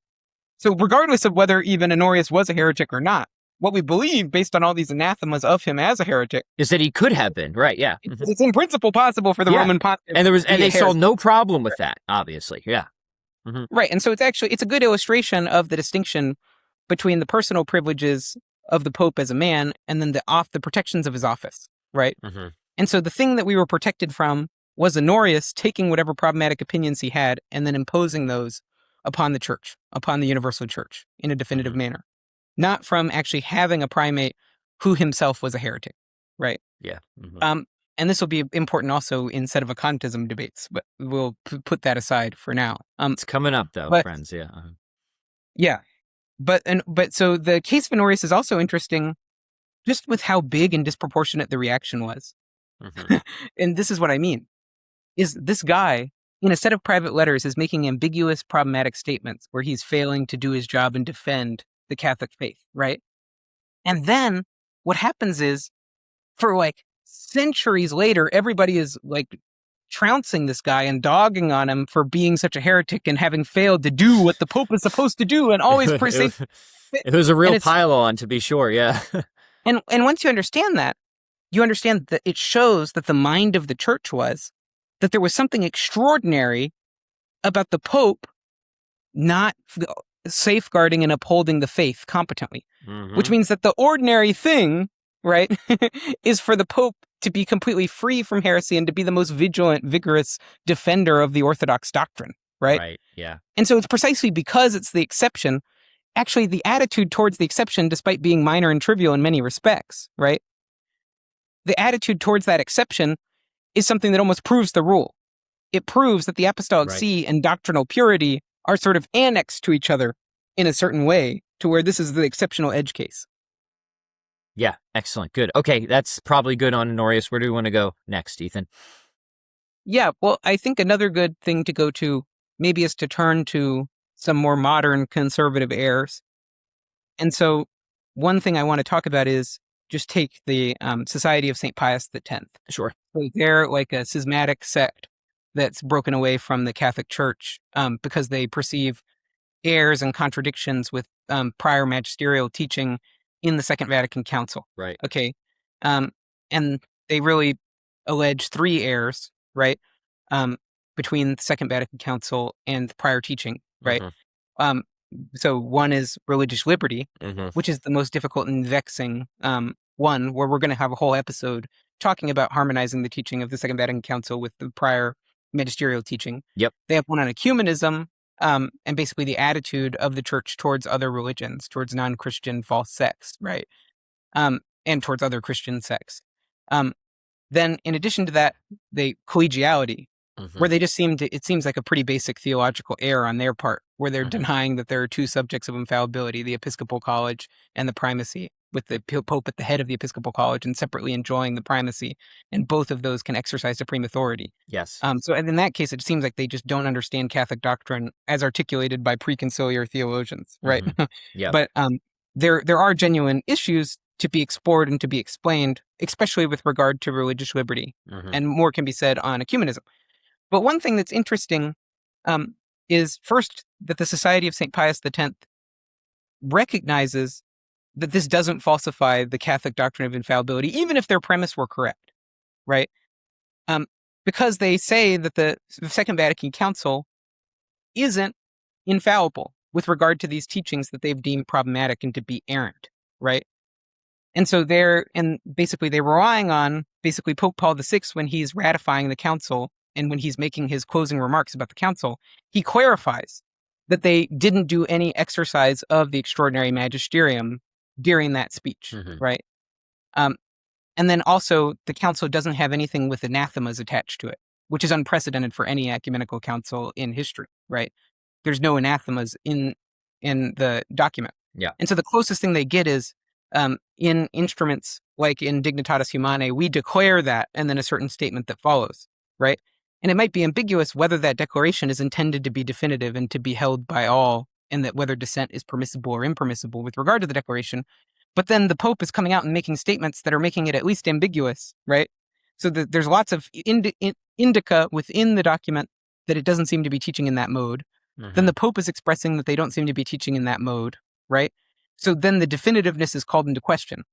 And so if there's any doubt about definitiveness, it's not covered by infallibility. This is the point where it has they're correct. To be manifestly clear, as you said earlier. Right. Even a principle of canon law is it has to be manifestly evident that something is being basically infallibly proposed for it to be covered by infallibility. So if there is doubt, if it's genuinely uncertain, right, if there's any defect that makes it uncertain or creates ambiguity, then that would have to be remedied for this to be legally effective, right? Yeah. And therefore to enjoy the charism, right?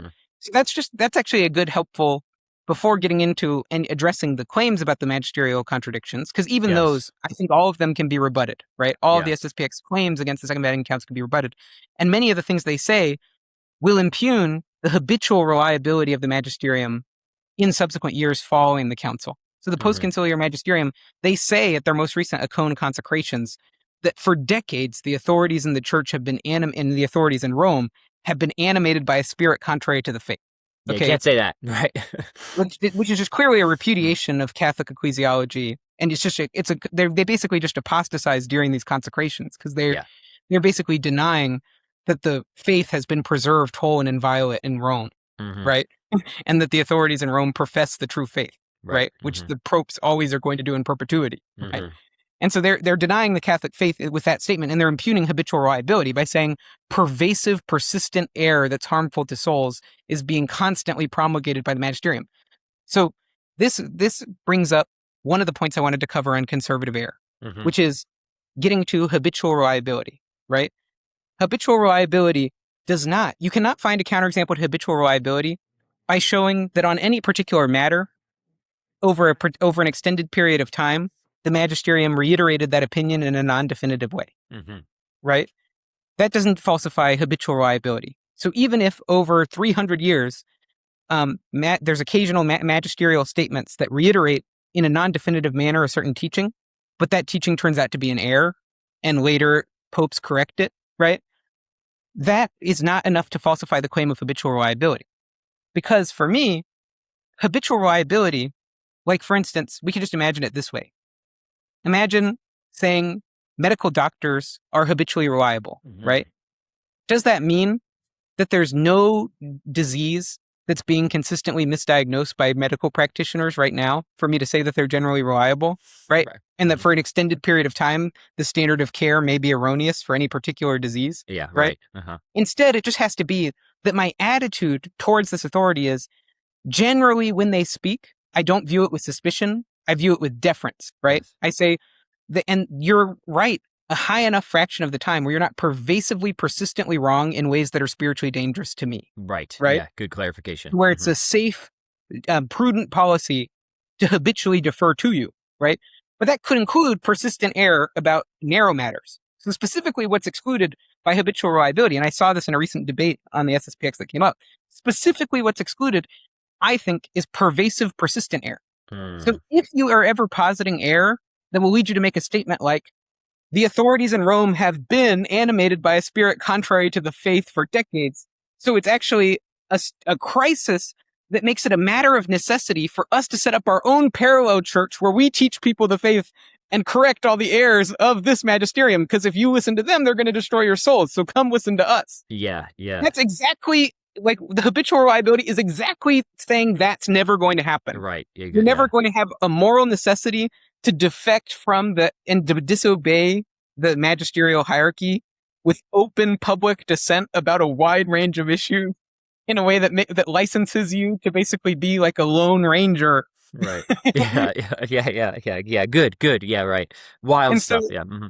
And so that's the first thing I want to correct about conservative errors pertaining to this lower grade of reliability as opposed to infallibility. Yeah. Next thing I want to go to is also more SSPX errors, which is, I mean, it's a crazy heretical sect. But one thing they say is that a universally promulgated mass, right? The mass of Pope St. Paul VI, the Novus Ordo, as we call it, right? They're saying it's actually so gravely deficient that it's illicit to attend it. Yeah, okay? That's wild. And that it is positively harmful for souls to attend it, or imperils your soul to attend it. So not just that it was imprudent to do the Novus Ordo rather than the traditional Latin Mass. That's a perfectly respectable Catholic opinion to have, right? Not that there are many virtues that the TLM has that the Novus Ordo lacks, but that actually it will imperil your soul to attend the Novus Ordo, right? And so another statement made after the consecrations by their bishop, their newly consecrated bishop, another statement that was made was that the modernist church, which is apparently not the Catholic Church, right, opposed to the Catholic Church, kills everything it touches, including the sources of grace. It kills everything it touches, including the sources of grace. And so a perfect summary of what the disciplinary infallibility of the church is that the Holy Catholic Church and its visible hierarchy and the Episcopal College will never kill everything it touches, including the sources. Yeah. A perfect definition of that what means will never nothing occur. else. It at least means that, right? Yeah. And so the thing is, and actually, traditionally, liturgy has been seen as a source of theological evidence because of the widespread understanding, consensus among our theological experts, that the liturgy, a universally promulgated mass that's imposed upon the faithful by the Pope, is protected, right? It's safe. And so it's not going to be gravely deficient in these ways where it's going to scandalize the faithful, right? Now, that doesn't mean, so like, here's the thing people don't understand. Yes, obviously, when you look around, there are tons of Novus Ordos happening out there where there's like insane liturgical abuses that are happening, right? So you're having like gay pride mass and Harry Potter mass and clown mass, right? Yeah, right. Yeah. But go look at the rubrics for the mass of Pope St. Paul VI. Go look at the actual rubrics for the Novus Ordo, okay? And show me that in the rubrics. You won't find it. Total violation of the law of the church, right? It's insane. They're not following the rule. So that's not what has any authority or protection from disciplinary infallibility. Yes. The crazy liturgical abuses that involve violating the liturgical rules and norms of the church. Yeah. If you look at Vatican II, it's kind of shocking how much more conservative the rubrics are compared to what actually happens in praxis, you know. But you can see, yeah, it's a little bit insane. Like, basically, to infer from these like violations of the church's liturgical law that there's a defect in the actual rite of the mass that was promulgated by the Pope, right? Right. Yeah. And so the moral safety in the mass, in following that liturgy, actually makes it to where the mass is also a source of doctrine, right? Yeah. And so we can use the fact that something is part of, for instance, the Tridentine Mass, so the Mass after the Council of Trent, the fact that something's part of that and is basically, and all these saints and doctors of the church participate in the Mass over all this time and receive the Mass, and the Mass organically develop, provides us with theological evidence about Catholic doctrine, the contents of a Mass. Okay. And so, so you can't deny disciplinary infallibility. I mean, it's just contrary. Just the more important role, or equally important to the teaching office of the church, is the church's role of sanctifying, of administering the sacraments, right? That's actually the thing. If you're going to protect a teaching office, you better protect the sacraments. Yeah, right? Absolutely. Yeah. The administration of the sacraments. You better make it to where there's some kind of, just in the same way that you have an extraordinary magisterium that's protected, an ordinary universal magisterium that's protected, you're going to want to have liturgical rights that are protected. You know, and imagine putting people in the position to have to adjudicate that themselves before having confidence in in the Mass. It's absurd. It's absurd, right? Yeah. And then another example, and this is the last time we'll beat up on the SSPX this episode. This episode, we'll have more coming in. But the last time we'll beat up on them this episode is canonizations, right? Which again, it's widely understood that canonizations are infallible. I mean, if you even look at the formula the Pope uses, it's manifestly evident that he's trying to define, right? He's trying, and it's a secondary object of infallibility. Obviously, it's not part of the deposit of faith that's entrusted to the apostles that this particular man who wasn't born at the time the apostles were living is in heaven, right? But it's a corollary of basically some of the secondary objects of infallibility that are proximate to the faith, as well as the disciplinary infallibility of the church, right? So there's both a teaching aspect to the canonization, right? Where part of what the church is doing is instructing the faithful on virtue, right? On how to live a life of heroic virtue through exercising this. But in addition to that, there's a disciplinary aspect to it, which is when you look at the authorities, and this is what the SSPX misses, because they basically, the real reason they reject the infallibility of post-conciliar canonizations, and they say that they're invalid compared to the previous ones, which they concede were infallible, the reason why is just they don't like the guys that were canonized. They don't like the guys that made it, right? The list, Right. So they don't like that Paul VI was canonized. They don't like John the 23rd was canonized. They don't like that John Paul II was canonized. Right? And so because they don't like it, they've now come up with ad hoc rationalizations for why these aren't covered by infallibility, right? And so one of them is that because the investigation has changed and the criteria have been relaxed, right, for conferring canonization upon people under the sort of new procedure for arriving at canonizations, that this has invalidated it because it's not the same act of it's not the same act of teaching that it was before or that it was previously. Right. Now, a second thing that they but notice first is that that bypasses the issue about disciplinary infallibility, right? Because what the church is actually doing is it's imposing a universal positive precept on everybody in the church that's basically like, let's venerate this guy. Right? As if he's in heaven. When he might actually be a reprobate, right? And is giving everyone the assurance that it's safe to venerate this guy, right? And not to do idolatry by basically giving religious veneration to to someone who's reprobated, right? And so it's sort of a gravely contrary to the disciplines, to the disciplinary infallibility of the church. Yeah, it's good. The Pope would be sanctioning and promoting and imposing on the universal church false worship. Right. And so that's problematic, to say the least. Then, in addition to that, notice the reception of the act and the intent manifested by the Pope in the act is to define. And sort of implicit within that, within the post-conciliar practice, is the Pope is saying there's a continuity between what he's doing now and what has always occurred before in the definitiveness of the action and in the protection of the action. And so there's also an implicit teaching within the fact that the popes are not seeing this radical discontinuity between what came before and what came now. Yeah, right? That's good. And that it's not being received by the church in the hierarchy any differently than before. Right. And all the language that are supposed to be indicators of an infallible exercise of the Magisterium are there. And it has exactly the same legal effect that it did before in terms of what it binds on the part of the faithful and what is supposed to be received on the part of the faithful. And there's still, and not to mention there's deficiencies in the particular arguments they're making. And you can just see that it's desperate ad hoc reasoning. But again, but I think they actually just provide a good illustration of minimalism, right? Where there's something they get right. Yeah. Which is understanding that just because the Vatican II is an ecumenical council does not mean that every statement in Vatican II is covered by infallibility, right? Certainly not an exercise of the extraordinary magisterium. And it would only be covered by the ordinary and universal magisterium if there was, basically, it's not just that every bishop in the world believes something, it's also that every bishop in the world believes that it is to be definitively held by the faithful. Yes. Right? Yeah. And that's what you can't establish, right? It's with regard to some of the Vatican II teachings that they object to.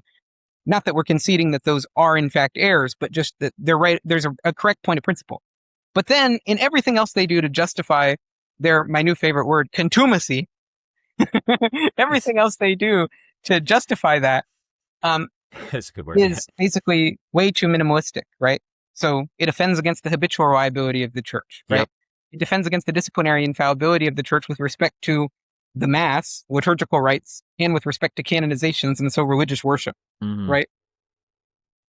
All right, good. All right, so much for them for now. We'll come back to SSPX in a future episode, I promise. All right, what have we not touched on that we still want to touch on, Ethan? Obviously, our job here on this podcast is to be as substantive as we can, and I think we've covered a lot of ground so far. But yeah, anything we haven't touched on yet that we want to make sure we fit in here? Yeah, well, so I want to touch on a few things that are put forward as contradictions, right? So the first thing that is a really common one that just pertains to like the post-conciliar magisterium is the teaching on the death penalty. Oh yeah, I right? gotta do that one. That's Yeah. Yeah, that's one of the most common ones that you're going to hear. And so basically, the first thing to state is that this can't possibly be a counterexample to infallibility, right? Because there is no infallible statement that's been promulgated by the popes about the impermissibility of the death penalty, right?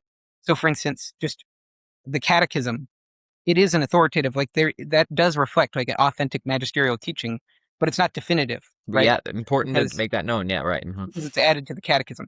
Now, it doesn't mean you can just dissent willy-nilly, and like the morally safe course is not going to be to dissent, and definitely not publicly, even if a person harbors reservations about these teachings, right? Yeah.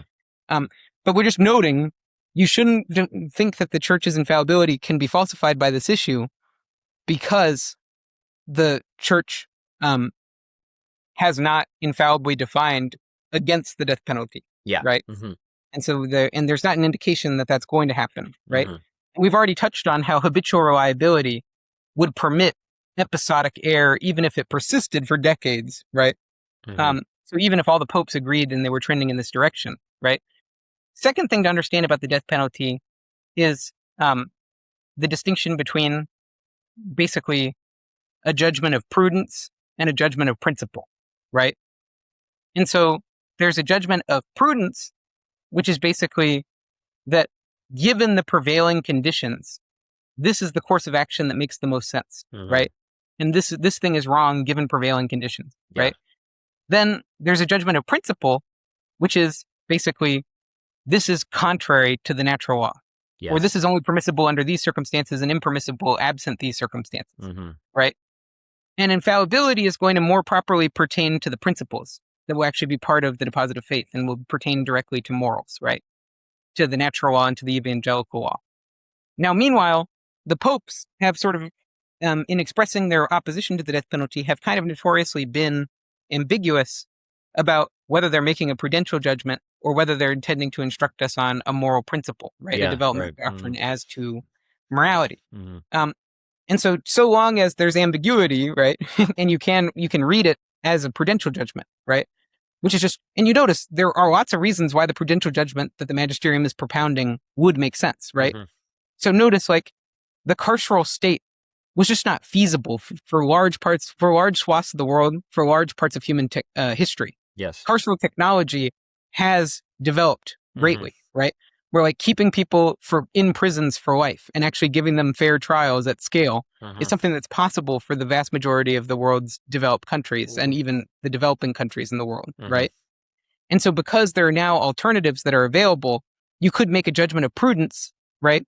That whereas before, like in these medieval societies, like there was literally no way that we were going to be able to detain people at scale sufficiently. And we actually just need to do the death penalty in order for there to be like basic functionality, that the prevailing conditions have changed. Now, whether you agree with that or disagree with that, it's at least a plausible grounds for a judgment, a prudential judgment that given prevailing conditions, the reasons have changed because there are reasonable alternatives that are feasible now that weren't feasible then. Yes. Right. Right. And so that's just an example. And these are things that have been cited by the popes, right? Now they make references to human dignity, right? But they're not making a statement that there's something intrinsically disordered about the action in light of human dignity. Right. And so because you find similar statements about just war theory, right? Whereas, contrary to human dignity, but they still think that there's such thing as just war, right? Yeah. Right. And so that's another important thing to keep in mind in this regard, which is just that And you could think that all war is imprudent now because of the potential for nuclear escalation or because of the nature of modern technology. Yeah. So there's been a change in prevailing conditions that causes a change in prudential judgment, right? And so that's sort of another example where you could have a judgment of prudence, right, which may not be covered by infallibility, that would then license you. And it's notable, like, for instance, the language in the Catechism is inadmissible, right? Yeah. Which is not standard theological terminology. Peculiar term, right? Yeah. Right. And so they're kind of intentionally showing that they're not willing to say impermissible, right? They're wanting to say something slightly different to show that what they're saying is a little bit more nuanced. And so you can interpret inadmissible with the intent that they're manifesting as something more like, ordinarily, across the range of circumstances that predominate now, this is not going to be allowed. And so, like, an example of that is, so, like, cohabitation is actually permissible, right? With and cohabitation meaning not fornicating Right. with people who aren't married, but just so a boyfriend and a girlfriend can sleep under the same roof together, right? Under certain conditions. But what the church is obviously going to emphasize to people is that in the vast majority of ordinary circumstances, this is not necessary. There are reasonable alternatives, and there's going to be a grave risk of scandal, right? And of basically near occasion of sin by having this living arrangement, right? Yeah. And so one thing the church might say to try to express this judgment that in light of prevailing conditions, that this is generally speaking basically not going to be allowed. Yeah, it and could be described as inadmissible. Yeah. It's inadmissible, right? And so you notice how it's not actually unreasonable. And then if you explain why, in terms of human dignity and the nature of human sexuality, you could make a bunch of lofty statements like that to justify that statement, but that's not showing that you're saying it's contrary to the natural law for people of the opposite sex to be in the same house. You could justify it for grave necessity, right? Yeah. Then, okay, final thing to say, and the death penalty probably deserves an episode of its own. And it shall receive one, yes. But a final thing to say with regard to the death penalty is to make a distinction between the natural law and the evangelical law. Yeah. Okay, so there's the law of nature that's written on every human heart.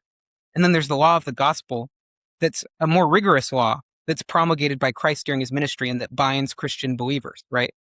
And that in order to be beneficiaries of grace under the new covenant, there are now more stringent and more rigorous obligations that are being imposed upon us, right? Yeah. And so laws of mercy and compassion that are now binding upon us in a way that they weren't previously under the law of nature, right?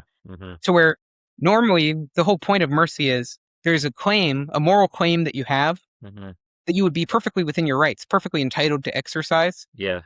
But that basically out of liberality, you decide to refrain from enforcing that claim. You waive that claim, right? Right. So it could be under natural law, perfectly permissible. And perfectly good, and sometimes good. And sometimes good, right, yeah. Meanwhile, in the evangelical law, something interesting happens that Christ explains to us in this parable, where the parable is about the guy who has this huge debt to the king, right? And he owes this huge debt to the king, and he pleads with the king to be merciful and to remit his debt, right? And so the king does. So this guy's a huge debtor, and the king just let him off easy. And then he goes out, and there's some other guy who owes him a more nominal amount of money, right? And then the guy is super exacting, and it's like, no, pay me back. I'm not willing to be merciful to you in the way the king was just merciful to me. And so he's sort of hypocritical in this way, and he's super exacting on his claims, even though he was a debtor that just relied on this leniency. And so he didn't reciprocate the compassion the king showed him to those who were his debtors. Forgive us our debts as we forgive our debtors, He doesn't reciprocate that. And so then what the king does is he says, you know what? You're going to have to pay me every cent you owe me because of this ingratitude and this hypocrisy that you just showed. And that actually is sort of illustrative of the evangelical law and how it differs from the natural law. There's actually a new debt of mercy and compassion and charity and reciprocation of the love of Christ that's now imposed upon us, not by natural law, but by the law of the gospel. Right? That exceeds the natural law. And that is the thing we're supposed to put in practice. And this applies not just at the level of the individual, but also the organization of a Christian society. And so you think within that distinction, we have room for genuine development of doctrine here? Yeah. Which is, and again, maybe it's right, maybe it's wrong, right? We should have a deference to the Magisterium if that's the direction it wants to go. But what we can see is there's no repugnance between this and anything the church has explicitly opined upon, right? Which is, the first thing is, what you can say is, that in the state of nature, it's perfectly fitting and just for the state to act on a retributive motive in inflicting the death penalty. So it's not intrinsically immoral. Right. Now, it's not intrinsically moral. In fact, it's probably naturally good. Yeah. Right. To kill, whoever sheds the blood of man, by man his blood shall be shed. Yes. Right. Yeah. Yeah. So, And so, but however, once we look at the evangelical law, right, where whoever's without sin, let him cast the first stone, right? Yeah. That's the evangelical law. Whoever's without sin can cast the first stone. So the execution of justice is reserved to God, and we forfeit all of that to God. We give it over to God, right? And we just strive to convert the people. Now, that doesn't mean that under the evangelical law, the death penalty is categorically forbidden, right?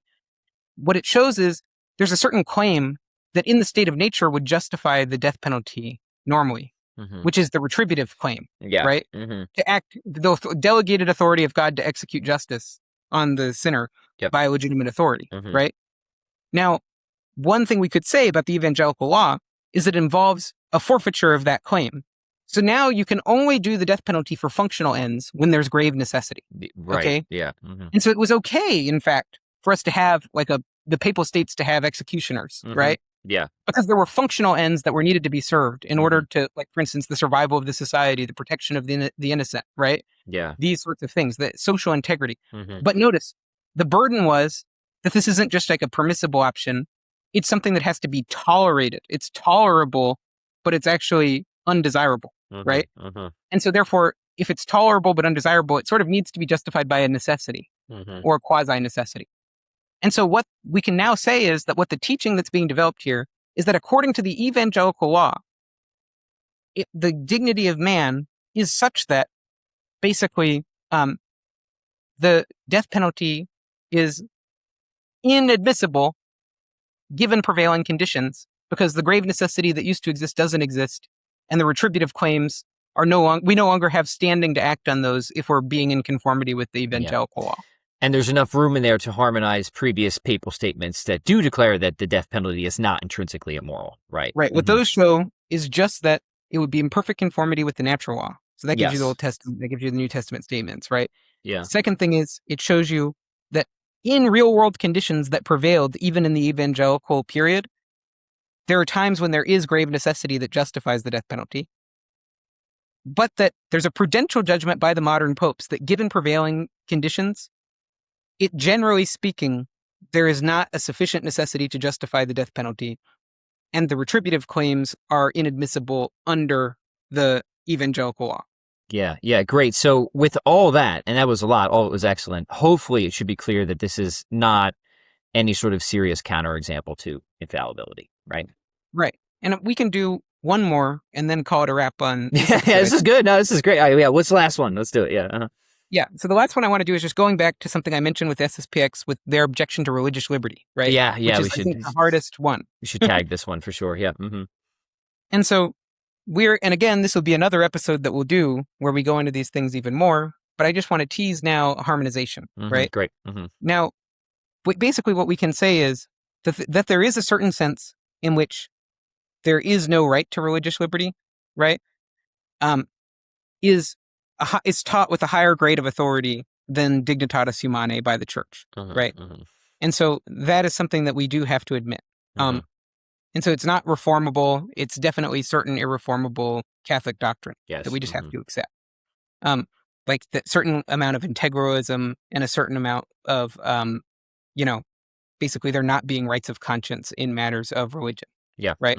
Now, what is interesting and just seems to be a flat contradiction prima facie is basically the Dignitatis Humanae also has to affirm that there's a sense in which there is a right to religious liberty, right? That's possessed by all. Okay. So how do we reconcile those two, right? So there's got to be a sense in which there's not, there's got to be a sense in which there is. Right. And we want to be faithful to the documents, right? Now, one option is just to do, as the SSPX does and say, it's not infallible, and we can justify dissent under certain conditions, and we think we do need to dissent from Dignitatis Humanae's declaration on religious liberty, right? Or you could accept the declaration, the we declare part, and then just dissent from the reasoning, and so make it to where the narrower part. And there are certain things that contextualize and qualify that statement where you're going to say, no, that goes too far. That's an error, But you just like the "we declare" sentence is the one that's especially we want to Right. like. Right. It would be especially nice to have a sentence, to have a harmonization of that. Yes. Right. Right. Now, but anyways, hopefully we can find a reading that makes the whole document work. That would be nice. Right. Yeah. Right. And so thankfully, when you actually read, and there's a great book by Dunnigan that people should check out about religious liberty. That's an in-depth study of both the past magisterial teaching and basically the process by which the council arrived at the document and the space that they left for harmonization, even though there is some ambiguity, and they definitely could have been a little bit more delicate and precise in explaining the continuity between this document and the previous magisterial teaching. But he does do a good job of showing that there are readings of understandings of Dignitatis Humanae that were not just contrived readings. They're not things we're coming up with post hoc, but that the council fathers, the conservative wing of the council fathers, wanted to ensure that those readings were preserved in the document. Yeah. Right. Right. So that's the really important thing to check out Dunnigan for, is actually going back and seeing that this isn't something we're just like inventing and retrojecting as like a desperate cope, right? But it's not really what the text is saying. No. This text, there's a liberal faction, there's a conservative faction. The text is the result of an agreement between those factions. And there's a conservative faction that ensures the wording, even if it's ambiguous at points, preserves a reading that is in line with tradition. That can be harmonized. Okay. Yeah. Very important. Yeah. Yep. So that's an important thing to keep in mind, just to show that this isn't ad hoc, right? Now, the important thing to keep in mind is one thing that's like a Catholic principle, that like great document, the Leo XIII document, Libertas, that people should read, is an important Catholic principle is that heir has no rights, right? So you can never have a positive right that a person has that's rooted in basically the right to profess falsehood, the right to believe falsehood, the right to adhere to falsehood. Right. We don't believe in that. Can't have a right to wrong. Yeah. You don't have a right to be wrong. Now, the thing the council says is interesting. That is actually is consistent in a subtle way with this principle, right? Which is what they're saying is nobody has a right to false religion, right? To profess or practice their false religion, properly speaking, right? They have an immunity from external coercion in practicing that religion. So there's certain rights they have not to be interfered with or imposed upon in the practice of those religions. They don't have a positive right to practice them, and they have an obligation to seek out and to adhere to the truth that's proposed to them. But what the council says, that's kind of an interesting maneuver, is that there's an immunity to external coercion is a corollary of the right to seek and to freely assent to the true religion. So it's rooting the immunity to external coercion in a right to the truth, not in a right to err. Yeah. Right. Yeah, you're right. So it's not a right of conscience in necessarily in the sense that was had in mind in previous magisterial condemnations. Right. What it is actually is what the person is saying is a person has a positive right to give a free assent to the truth and to seek out the truth. And they're saying that there are certain types of coercion, even coercing people to hold to the truth, that will make it psychologically impossible for them to give a free assent to the truth. And that will also impede them from basically being in an epistemic environment where they could feel that they were certain because they actually were able to freely seek out and evaluate the evidence and then assent to the true thing. Right? So that's the first thing to understand. That's a really important principle here, is that this is the sense of the right, the fundamental right that's being affirmed is to seek out and to adhere to and to give free assent to the true religion. The true religion, yeah. And it's a corollary of that because certain types of external coercion would impede or interfere with that, because we have a duty to do this, it's a corollary that we have a right to basically for that not to be infringed or imposed upon. Yeah, we have claims against and that. So there's a pro tanto claim that we have. Yeah. So that's the first thing to understand, is that heir has no rights is still being affirmed in a strong sense, right? Especially with regard to the positive rights the person has and the duties the person has, morally speaking.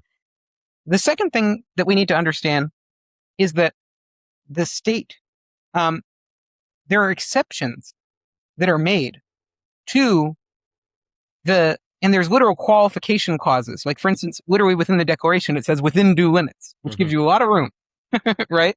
And then later on, they go, and even I'll pull up Dignitatis Humanae right now. Yeah, be worth it. So I can read the text later on. And for those interested in the Dunnigan book, I'll put a link for that in the description as well. Yeah. But so here, let's read this line from Dignitatis Humanae. So it will a few lines. So first, just to illustrate the point about it being grounded in the right to seek out and adhere to the truth, not in error, right? It's not an absolute right of conscience, just basically the spontaneity of the will is what's protected. But instead, no, it's precisely because there are certain necessary conditions for giving free assent to the truth, right? And so, in consequence, the right to this immunity continues to exist even in those who do not live up to their obligation of seeking the truth and adhering to it. And the exercise of this right is not to be impeded, provided that just public order is to be observed. So that's the part that we need to listen here. And we go, or let me read here. I'll read here. It is in accordance with their dignity as persons, that is, beings endowed with reason and free will, and therefore privileged to bear personal responsibility, that all men should be at once impelled by nature and also bound by a moral obligation to seek the truth, especially religious truth. They are also bound to adhere to the truth once it is known, and to order their whole lives in accordance with the demands of truth.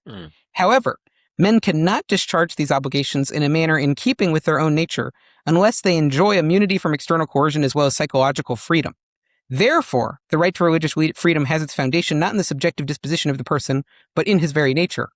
In consequence, the right to this immunity continues to exist even in those who do not live up to the obligation of seeking the truth and adhering to it, and it's not to be impeded, provided just public order be observed. Okay, so this tells us, basically, here's the logic behind the right according to the document. It's that I have a positive obligation to seek out and to adhere to it. It's only possible for me to discharge this obligation provided that there's a certain level of freedom from external coercion and psychological freedom. In consequence, even if I fail, you still need to preserve the possibility of me having the psychological freedom and the immunity from coercion that are necessary for me to give a free assent and to really, truly, rationally discover it. Yeah. Right? Now, okay, further thing is they said, provided just public order is observed, right? Now, here, there's a further elaboration down here. Okay, and so then here's the part that also explains the limitation. So the due limits that are referenced in the Declaration. So, furthermore, society has the right to defend itself against possible abuses committed on the pretext of freedom of religion. It is a special duty of government to provide this protection. However, government is not to act in an arbitrary fashion or an unfair spirit of partisanship. Its action is to be controlled by juridical norms which are in conformity with the objective moral order. These norms arise out of the need for the effective safeguard of the rights of all citizens and for the peaceful settlement of conflicts of rights. Also out of the need for an adequate care of genuine public peace, which comes about when men live together in good order and in true justice. And finally, out of the need for a proper guardianship of public morality. Right. Okay, so this helps clarify for us what those due limits are, right? Which is the state is allowed to act out of a proper guardianship of public morality, right? So the cultivation of virtue within its citizenry, right? To prevent the abuses, anyone that are under the pretext of a freedom of religion, to safeguard the rights of its citizens, and to make adequate care for public peace. Okay, so, and this actually gets to the competence of the state, right? Which is, it's supposed to go after the temporal good and not the spiritual good, right? It's the church that is basically meant to rule and govern and to be sovereign with respect to ordering everyone towards spiritual supernatural ends, right? Yeah. And that state's competence pertains primarily, first and foremost, to the temporal good. Yes. Which is consonant with and helpful to, it's a supplement to and subordinated to the pursuit of the spiritual good. But the special competence of the state is temporal good, right? And so the point is that because it's necessary for the safeguarding, because it's necessary to preserve the possibility of giving free assent to religion, not to coerce people into joining the true religion and to like intimidate them and browbeat them into like a sullen compliance with the true religion, the state can't use that to justify its policies. However, the state can violate the American First Amendment to safeguard public morality, right? So, for instance, if Islam is going around and is like spreading polygamy and child marriage and stuff like that, you actually could crack down on Islam because it's not a categorical right. People have a right, basically, to public morality and to public peace, and they also have a competing right to basically psychological freedom. Yeah. And so these are just considerations that are weighed, right? And so it's not true that it's inviolable, which is why we say within due limits, right? So, and not every cult has this claim. So what we're not allowed to do under these principles, what we're not allowed to do is like, for instance, force conversion, right? We can't force conversion or compel coercion. And also we need to administer the government in such a way that we're trying to create conditions where truly free assent can be given, right? Right. And so, and where all the basically religious tolerance that is needed in order for the psychological possibility of free assent to be there is provisioned for. but within due limits. So if it's a big enough threat to public morality, right? If it's a big enough threat to public peace. And generally speaking, in Christian societies, right? Generally speaking, in Christian societies, it's going to be true that the spread of heresy or the spread of error is going to be a major threat to public morality, right? So that it actually will justify the state in, for instance, shutting down certain false worship or really restricting like evangelization under certain conditions. Yeah. Uh-huh. So these are just pro tanto things that are being weighed and competing against each other. It's not absolute, even according to the document. Another thing that's important to keep in mind with regard to religious liberty is that it's not a denial of integralism. Yeah. You know, so the idea that the state has an obligation to profess the true faith, right, and to order its affairs in conformity with that, and to recognize the special rights and privileges of the church. Yeah. You know, that's also something that can't be denigrated and that is not being disparaged by Dignitatis Humanae.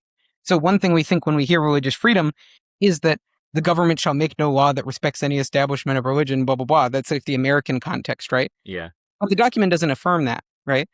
It doesn't say you can't give special privileges by the state to the true religion. Yeah, right. To the extent that you're tolerating all of these inferior religions, it's precisely ordered towards promoting true worship, the right? true religion, right? Yes, true religion, and you're allowed to give special privilege. To give special privileges to the true religion is not actually an impermissible violation of the religious liberty that's being propounded here. Right. Because remember, the logic of this religious liberty is just the psychological freedom, the minimum requisite psychological freedom to assent to the true faith and to be rationally convinced that it's true, right? Yeah. And so in that way, we can see that all the traditional Catholic principles with regard to religious liberty can be maintained and read in harmony with this. And the true development that can be perceived here is just a new understanding that there is a connection between free assent to a religion and certain basically negative impediments to freedom, including psychological freedom, that are impeded by coercion. Yeah, great. And that seems to me super plausible, right? A very plausible development. Okay, good. We'll do a full episode on that at some point because I think that is the biggest one. For me, it was the biggest one. For a lot of people, when it comes to, alleged falsification events of Catholic infallibility, that seems to get the most, or certainly a lot of attention. But yeah, that was great. I hope that a lot of people find that to be more than adequate. So good. All right, Ethan, we've covered a lot of ground. This has been another great episode, if I may say so. Only 3 episodes in, so doing a lot of good stuff here, I think. Final thoughts so far? No, yeah. I mean, I think once you start to really understand and appreciate Catholic ecclesiology, you understand first that it's so fitting given all these biblical texts. So beyond just proof texting it, right? Saying there's no other way to read certain texts in the Bible. You're going to see it makes so much sense with the logic of what's going on in both the New and the Old Testaments, with the purposes that Christ was establishing in the incarnation, to where it makes perfect sense as the way of perpetuating the incarnation. It's an extension of the incarnation is the church.